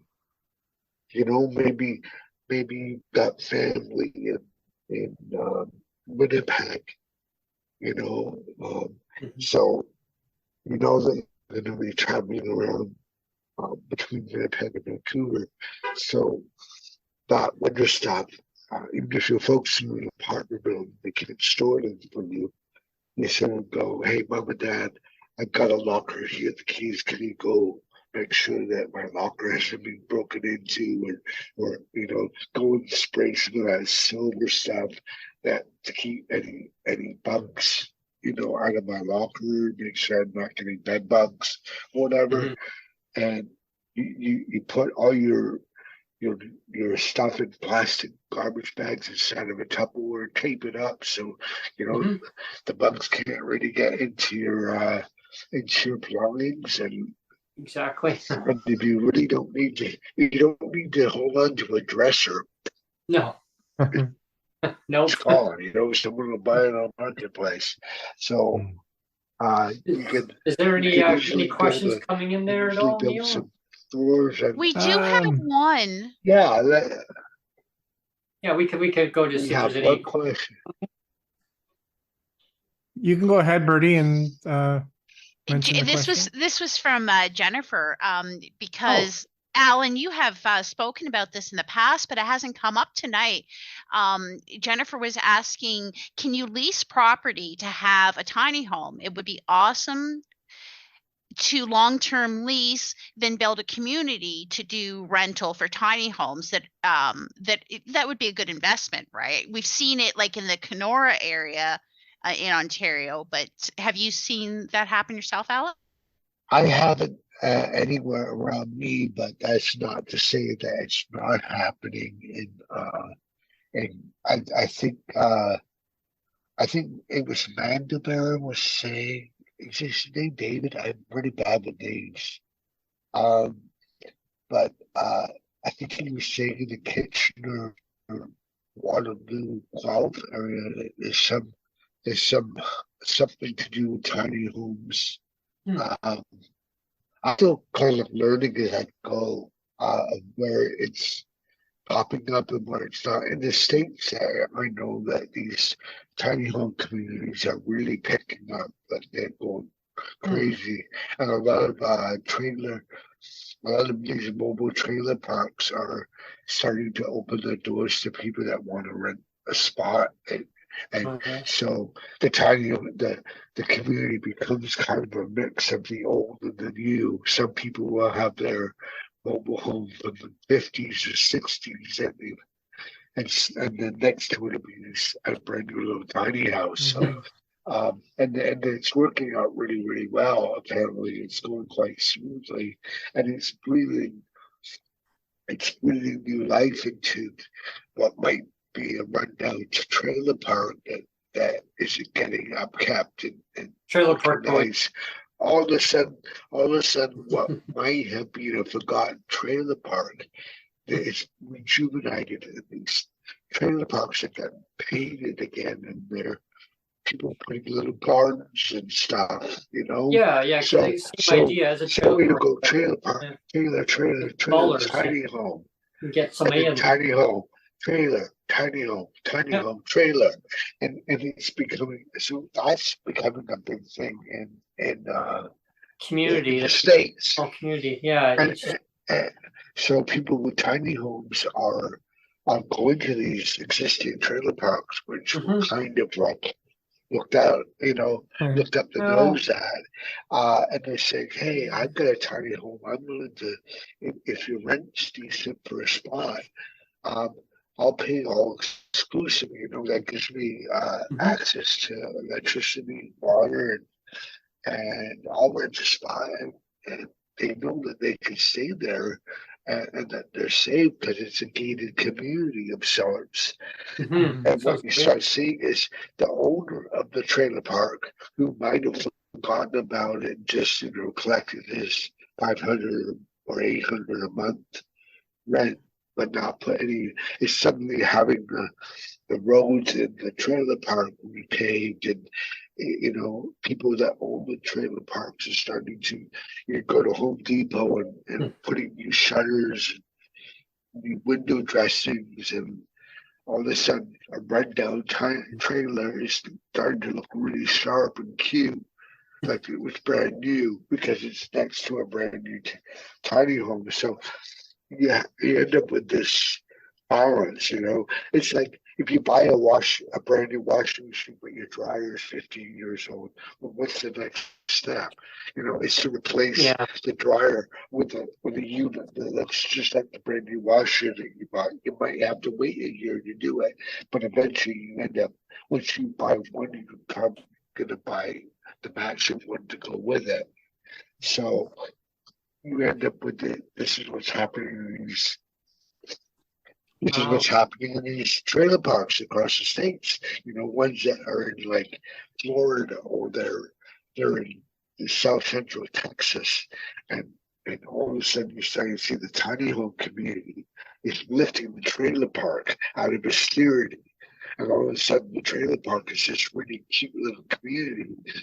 Well, you know, Alan, there's a lot of places that are getting built now. They're actually building them like very tiny, like 499 square feet. So that's kind of the way to go. I mean, it's you know, I mean that kind of shows that tiny homes is needed because obviously, you know. It's I think the mindset is. I think the mindset. So what really frustrates me is when these big companies are building these micro homes, but they're still charging $350K for them. Yeah. You know, it's like I'm getting 800 square feet. Like everything is stacked, or it's like 2,200 a month, and you know you've got like maybe 8 feet worth of width of space that's stacked. You know, so we have to watch for what, and this was always my gripe with the government. Oh, it's affordable housing. Affordable for what? Affordable for what tax bracket? Yeah, because for who? Yeah. If someone's, you know, if someone's making 40 grand or $500,000, then maybe it's affordable to them. Well, again, this is a little bit off topic, but not really. Is that, I mean, even when I was looking to buy a house, like when I bought this place, this is like 18 years ago. Then I bought into this back when I had money. Anyway, we bought into this place, but one of the options was there was a few places in the Surrey area that they had leases on. It was a lease on the building, and so you didn't, if you bought into it, you would buy into it for say $100,000, and you would basically own the building, but not the land. And so it's the owner that you would get the lease from, and it would be like a 100-year lease. It's a 100-year lease, and for a 100-year lease, they would sign over the property for $100,000 or something. Like that's what we were looking at. But again, you don't actually own the land; you just own the right to the house, to the building, right, or the house. And so we looked into that, but you know, as long as you're not looking at housing as an investment, like that's where I can see housing kind of coming, is like, let's, you know, if people that have the money, if they want to invest in the land, that's fine. But turn over the land and build houses on it. Like if the government wants to get it back into the business of making houses, for example, they can purchase the land and then just build houses for people. And it's like, then it's not like a for-profit thing. It's not like I'm as a person living there, I'm not necessarily profiting on it. I'm just living there, right? Right. It's the government. It's the government that's going to be making the money on it. So almost like a crown property. Exactly. Yeah. It's not for profit. Yeah. One of the things I think I saw was interesting. I had to go to a live gig a couple Saturdays back, and my friend Keith was driving, and he ended up turning down the wrong way. We were in Niagara Falls, so we're kind of like doing this little S's, trying to figure out where Lundy's Lane was again to get back on track. And we found it, but we started driving down the street where all the motels were, you know, the single. And a lot of them were still in pretty good shape, but some of them were pretty run down. You know, the Cadillac Star Motel, you know, it was missing a few shingles and some of the paint was chipped, you know. You could tell that just by passing it. The weeds were coming. And I thought, you know what? If you could buy up one of those hotels that needed a lot of TLC, pave it, make it really cute, maybe instead of a parking lot, you do the cobblestone and you turn it into a green space with umbrellas and stuff. So there's actually like really maybe no parking on the motel itself. But you turn each little unit into a little apartment with its own little kitchen and it's all bright in there, and then you kind of you do what so many have done, which is some might Airbnb it, but instead of Airbnb it, you're turning a tired motel that maybe isn't picking up the traffic because the Sheridan Falls over the falls has and some of the bigger motels that have weathered the storm a little bit better have really stolen the thunder. So in a summer town that isn't really getting any traffic because the other hotels have swallowed up its income stream, you recycle the motel into 1-bedroom units with their own little kitchen. Interesting. And you just go around and you know, you got all these companies like Wayfair and IKEA and HomeSense. Well, and just to FYI to Neil that your screen size changed. Did it? Yeah, just this is gonna be a little lag time on YouTube to catch up to that, and yeah, now it's fixed. Thank you. So okay. I'm just curious, do we have any other questions in the group? Anybody? Yeah, and also just to make an announcement, we're about 12 minutes out from closing out the show. So we're going to close at 6 o'clock, which is 12 minutes away. So anybody have last minute questions in? We're going to if you can bring your questions forward to us, and we'll fire them away.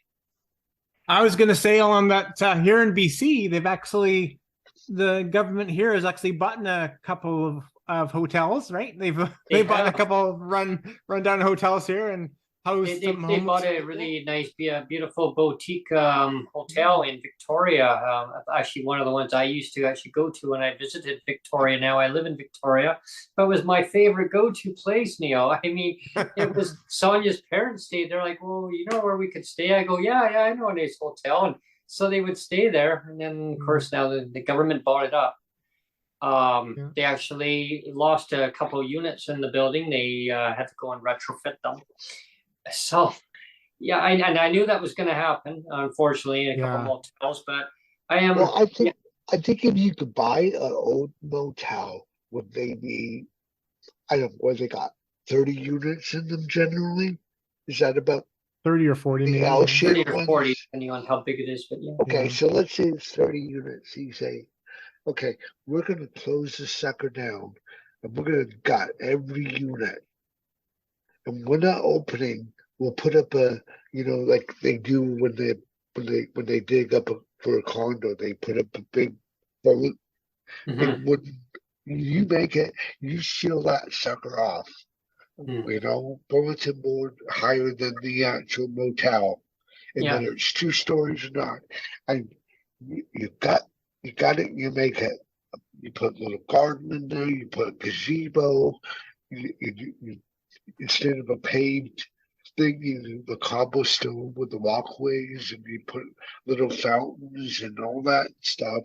And you got the insides of them, and maybe to make them trick, you do, if you're not going to rent it as a hotel, you rent them as cute little apartments, or if you do want to rent them as a hotel again, you know, you give each room a little theme. So it's, you know, the yellow yellow tree house, and it's bright, very Hawaiian vibe, and then you have the nautical room with it's kind of like sky blue, but all the colors are kind of like uplifting. So when people and then So you much rent can be done they with show it. on and everything in the exterior, the as soon as those boards come down, you maybe build a little cafe on the where some of the parking spots have been, Mhm. and you know what I mean. You have a little cafe there in the parking lot, because generally these parking lots are pretty decent size. Oh yeah, yeah. I mean, you can do a Uh, lot, a lot of add-ons to onto the facility for sure. and all of a sudden you're taking what was an eyesore, and maybe that motel that people came to Niagara Falls and they realized that they were going to spend more time on money on Marineland or go to Canada's Wonderland or whatever Hmm. than they could on the hotel. So Hmm. instead of spending $150 a night at the Sheridan Falls View, this place was 85 a night or 50 a night, because it's seen better days, and maybe you had to bang the air conditioner a couple times, and maybe you had to talk over the air conditioner. But those sort of forgotten motels, instead of it being that motel, all of a sudden it's this really cute little Make a nice, good hotel. little community out of it for people. Or, Mhm. or if it's a unit for private, renting a Hmm. room. Oh All of a yeah. sudden, you can tell people, I live at the Stanley, I don't know, Stanley Way co-op, or whatever Yeah. you want to whatever you want to call it. And we do the cute little arch with "Welcome to the Paradise Lagoon," or Oh whatever you yeah. want to whatever you Totally. want to call it. And you do this cute. You have those lights across the Mhm. hanging lights.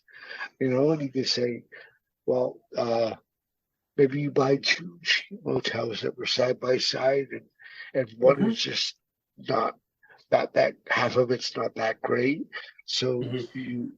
you add it to the one that you're going to make spruce up, and then the second one becomes the parking.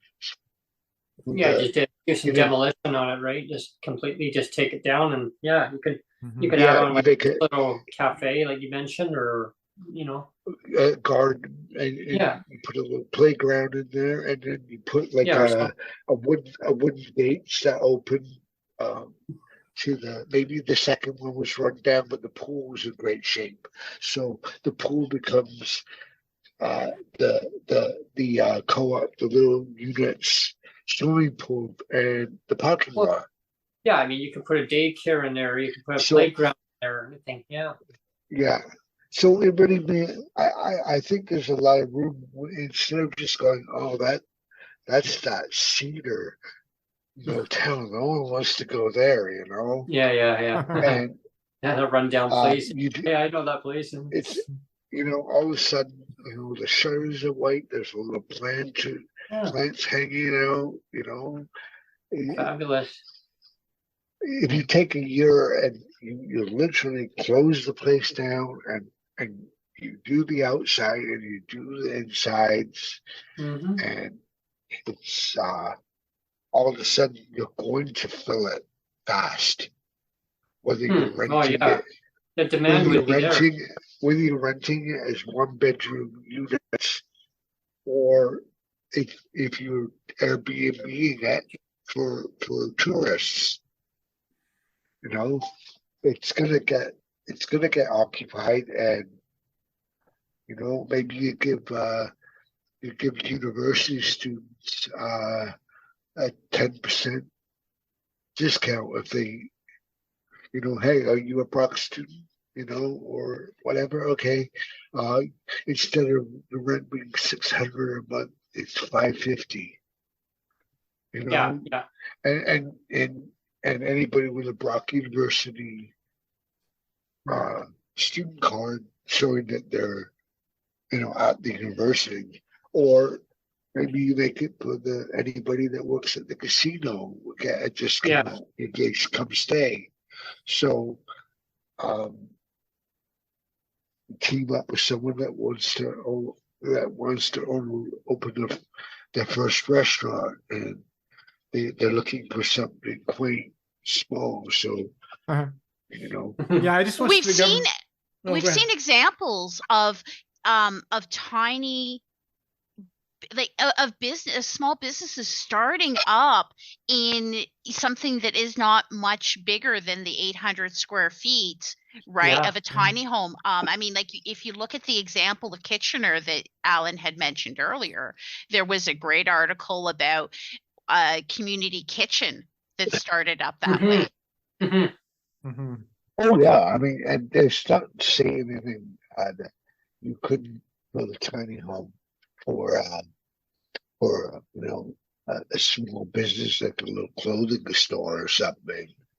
That might be or maybe a tiny home could be in your back property, and you work for as a hair salon.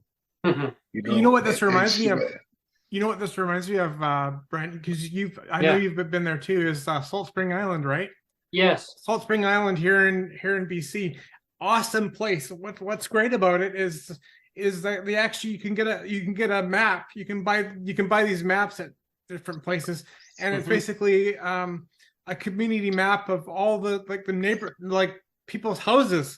They people have businesses in their houses, like little bakeries and stuff, and and you just pull into somebody's house, and you can get like a loaf of bread or you can pull right to the end of their driveway. Yeah, it's so cool. They'll come right down to there and meet you. Yeah, we went to Salt Spring, and there's so many little businesses on these little houses. It was really neat, really cool.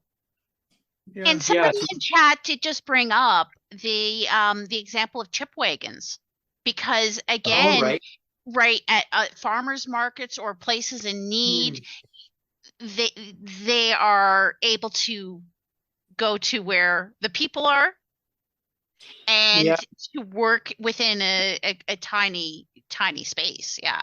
Well, yeah, I mean, supporting local businesses, tiny homes. I mean, things can change, right? And rather than big corporations saying, "Oh, we're not making profits. No, we have our costs, right?" I'm thinking, come on, like seriously, we all know, right? I talked to a local grocer, Ellen and Neil Birdie, like I got like a local grocer, like literally right across the road, and from here, like a 1 minute walk.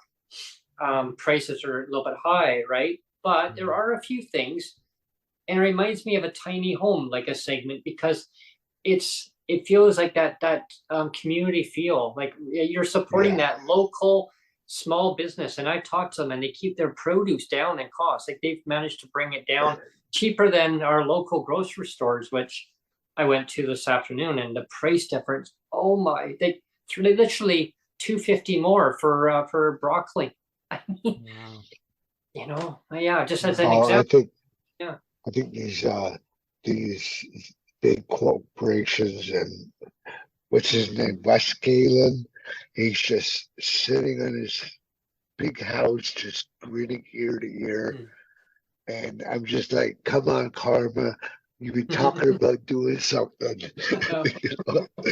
Can't someone just leave his gas stove on and forget about it?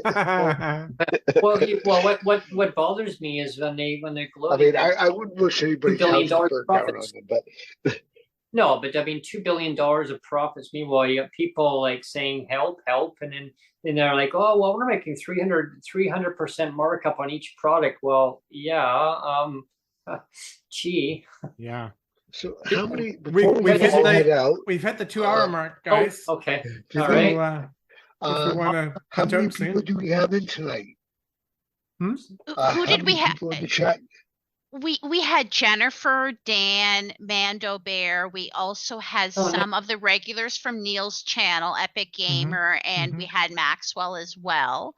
Oh, wow. Indicators on the YouTube is never exactly accurate, but at some point we had, 8 people, just a number, but that's never. Oh, it's growing. It's getting there. And, Yeah, I think you'll get a lot of people watching this back, because I know the same thing happened with Dan. He got a lot of traffic afterwards. After we aired this space, there was like, Yeah. I think it was 170 people tuned in afterwards. It tends to happen that way. And so, Yeah. I want to encourage people, if you want to interact with it live, definitely tune into Neil Matheson's YouTube channel, and you'll catch up on the live feed episodes. And sometimes we may pre-record stuff where it's already just thrown on there. But when it's a live session, I really encourage people to, if you really want to interact with us and talk to our guests, our lovely Alan Davies here. Alan, I'm going to have you come back on again, and we'll talk more about tiny homes and your photography and your PWD advocacy, because it's so important to talk more about these awesome topics. And you're very passionate about your tiny homes, and I know about your photography too. And well, I think I'll be doing another Twitter space on the nomadic thing. I just haven't decided if it's going to be this Friday or next Friday. I kind of don't want to do one every week, because it would get it's a niche segment, and people just go, oh, okay, how much do we really have to say about tiny homes? But I would like to do one where maybe people have viewed some tiny homes, and they've got some takeaway that they've taken away that applies to their day-to-day lives now. Whether it's a DIY project that they can do in their apartment or whatever, or maybe some stuff that they're taking towards a tiny home. It's always great to hear other people's feedback on their views of tiny homes, and it gives them the something to look forward to tune into a segment when you're talking about stuff like that. And definitely we'll do this again. It's awesome having you. I was trying to work with someone, I forget their name, and I wanted to do a proposal that could be taken to the banks and to say, someone who's on government assistance, it's a guarantee, could lock themselves in for 10 years, because if you figure rent, people on ODSP or Canadian pension are paying $1,000 a month. Oh, easily. Or easily for just a room, even. Oh, yeah. To 1,200. I'm looking at probably 1,200 just in Trenton, which is a small military-based town in Ontario. And if I'm looking at 1,200 a month, I'm saying, well, what does 1,200 a month? Everybody's got a calculator handy. I'll look weird if I'm doing it on my phone overnight, but if anybody could say, okay, well, 1,200 over 12 months times 10 years, how much is that? How much money are we throwing in a bucket to burn? And $1,200. $100,440. Okay, so wow. I think the government should give money to you and I, Brent. Yeah, I think so. They should give it to us, maybe $1 billion for us, and then we can distribute to how we see fit. Well, they just have to stop. They have to stop. I think my closing point was that if we could say to these big banks, TV, RBC, listen, this is where a person on a government assistance, where it's at the federal level or the provincial level in their own province, is getting per month versus what the market rent is. And if they would agree to sign to a 10-year mortgage loan say 800 a month times 10 years, give them a line of credit that they can get their tiny home, because in 10 years, even if you're only making 150 a month on that loan, so if they're paying 1,000, if they're paying 1,050, and but the principal of that is 900 or whatever.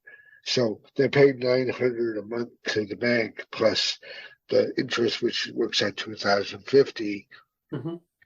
You're still getting that 1,050, and in 10 years they're free. They don't. They're not clogging up the nursing homes. They're not clogging up the hospitals. They'll still be able to feed themselves. They'll still be able to afford somewhere to rent their tiny home on. So maybe they're paying 500 to the bank and then 150 in interest. The rest of their living amount is going to the rental spot for their tiny home. So there's ways around it, because a tiny home can cost as low as 30,000. But if you want some of the bells and whistles for it, the stainless steel appliances, and the motion sensor shower and all that stuff, or some of the handicap devices, mobility devices they may need for the wheelchair ramp and stuff. But they could find a relative or somewhere to put this tiny home, and all of a sudden it's one less person looking for an apartment, because they've got a roof over their head. They just need somewhere that they can put it. And if there's a big enough need for it, maybe someone comes along and they create a tiny community that this person could put their land for and pay 200 a month for a spot for it. So there's ways around it, but I think we need to find a way, especially with the housing crisis being what it is, to it's not going to get any better. Banks in it. Sure. To approach the banks in a way to say, listen, they will pay this back. Lock them in for 10 years. Yeah. Give them an opportunity to take $120,000. Similar with the tiny home will go when it's completed, it's built, and so they're going, okay, I've got 110,000 to work with. I'm budgeting 70, maybe 80 for the tiny home to be completed with the changes and the modifications I need, and the other 30 to make sure I've got somewhere and the transportation of the tiny home to that spot.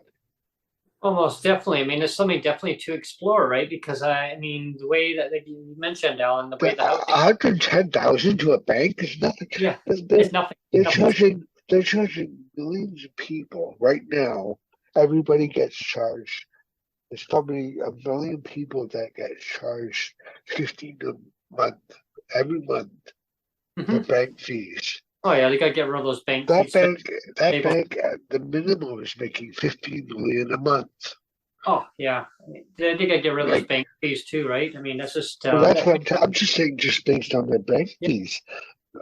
If there's 20 million people in Canada that belong to TD, and they've got the TD's top tier bank account, checking account, they're getting 16.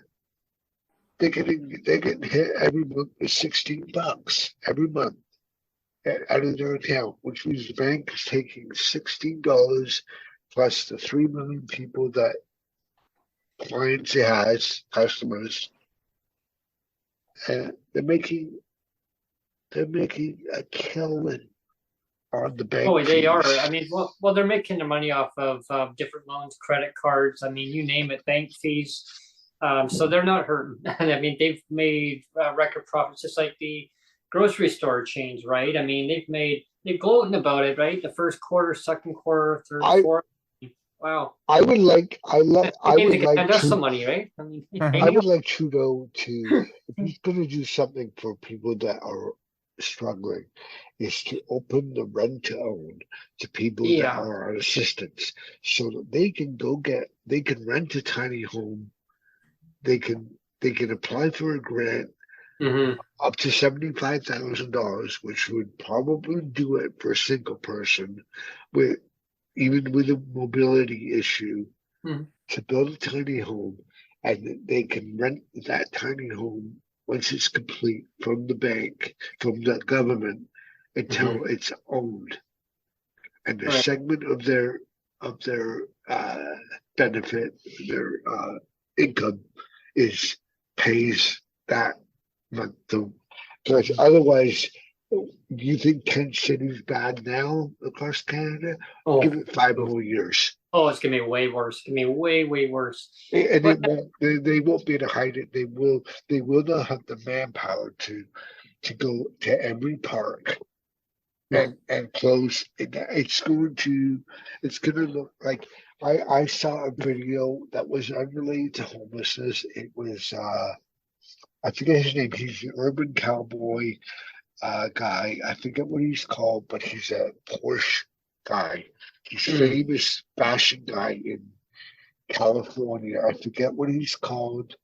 Um, it's driving me nuts because I watch him all the time on YouTube.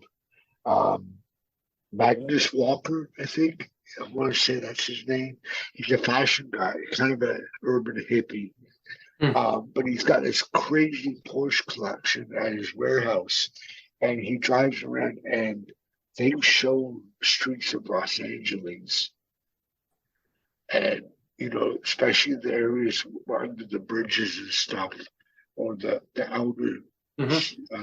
outer areas with the cement where the highways are. Wow. Oh, oh, oh. Do we really want to end up like that? Because it's not. There's no way it's It'd headed. be a total gong show, yeah. And it's the It'll be way a things are gong going. show.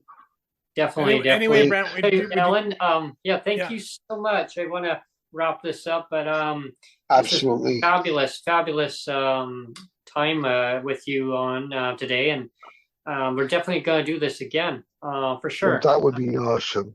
Yeah, it's a great That would be pleasure having you awesome. on. And so, just before Maybe I we can wrap up, I just want to tell uh, everybody, well, thank arrange you to pluck a couple ideas for and tuning in. do a part two, or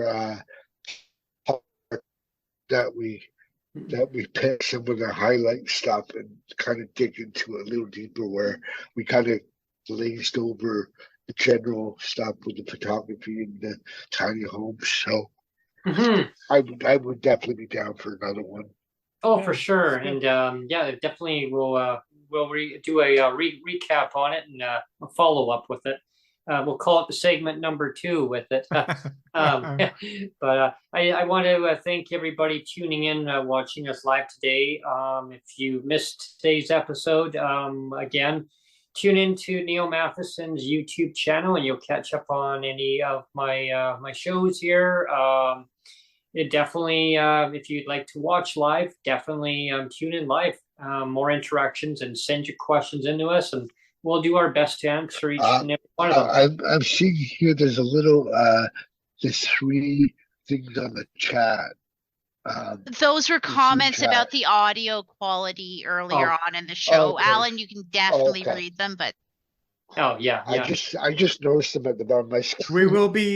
We will be launching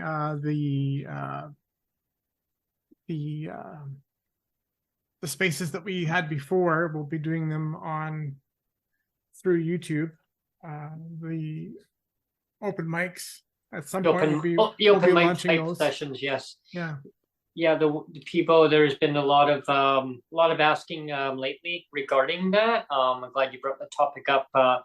So people that have been asking about open mic, yes, it will be coming back. It will be similar to the open mic. We may not call it open mic. I'm not quite sure yet, but it'll be a themed topic.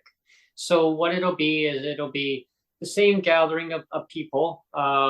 Maybe not, I think there was the one record time. I think there was over, Neil, I think there was over 178 people, I believe it was, came in.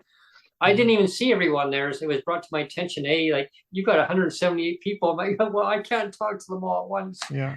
But my point is that it'll be more themed based. So like it'll be like today's topic is, Alan, I'll just say, hey, it's we're going to talk about tiny homes. So tiny homes chat, or it'll be accessibility. It'll be about affordability, like truly affordable. C22. Yeah, it'll be like C22 chat. It'll be whatever it is. But I mean, I can say it'll be open mic, so people kind of know, yeah, hey, but yeah. And we'll just be sending out invitations. It'll be like a invitation to a Zoom. Mm-hmm. So you just click on the link to the Zoom. How many people could we fit in one Zoom? What's the it's 100. It's 100, I think. 100, yeah. 100, yeah. So it's a fair. It's a fair amount. And there'll definitely be different guidelines, same as the same kind of the way that it was running in Twitter space.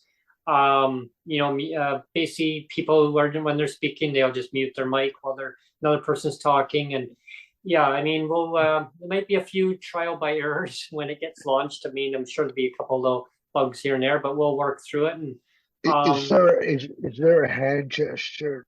Like, I believe there is. There is a reaction, and you can raise your hand, and there's key binds to do it, and there is the chat to interact with as well, and to make sure that people are getting their messages through.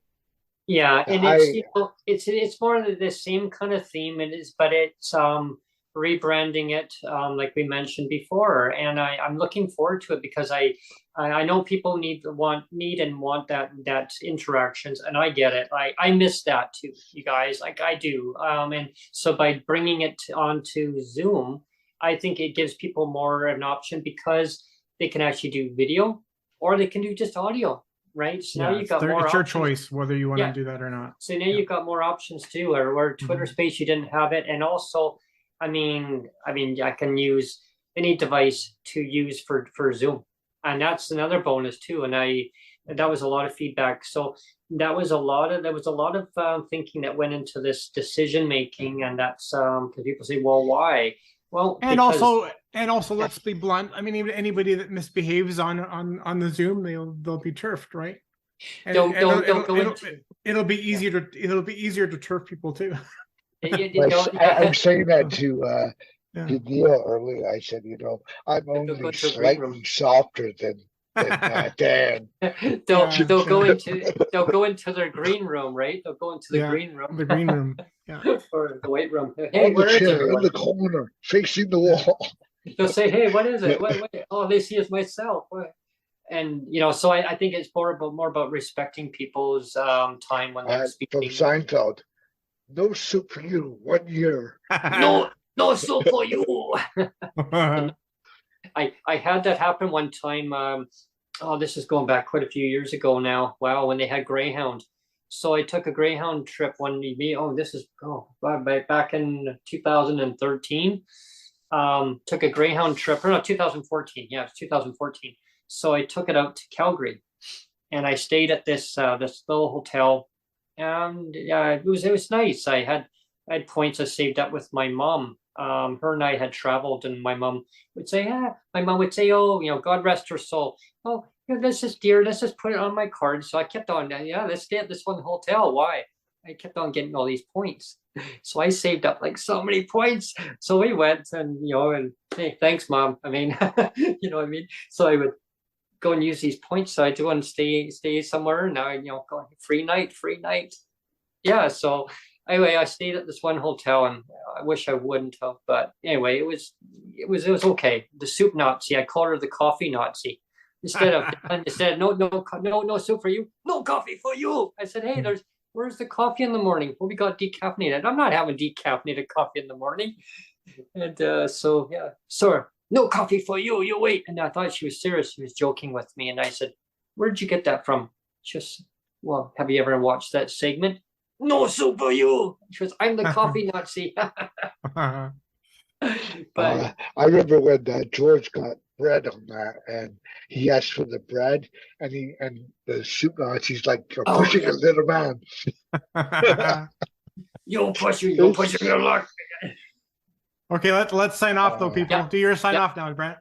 Thank you, Ellen, again, and we look forward to having you back on soon. Well, that was a pleasure. That was I And- didn't know what to expect, but that was. I'll definitely do this again. And anyone tuning in now, look forward to our next advertising. Look forward to having an open mic type session. It'll be themed, and be more details to come for it. So thanks again, everyone. Thanks, everyone. Okay. Good night.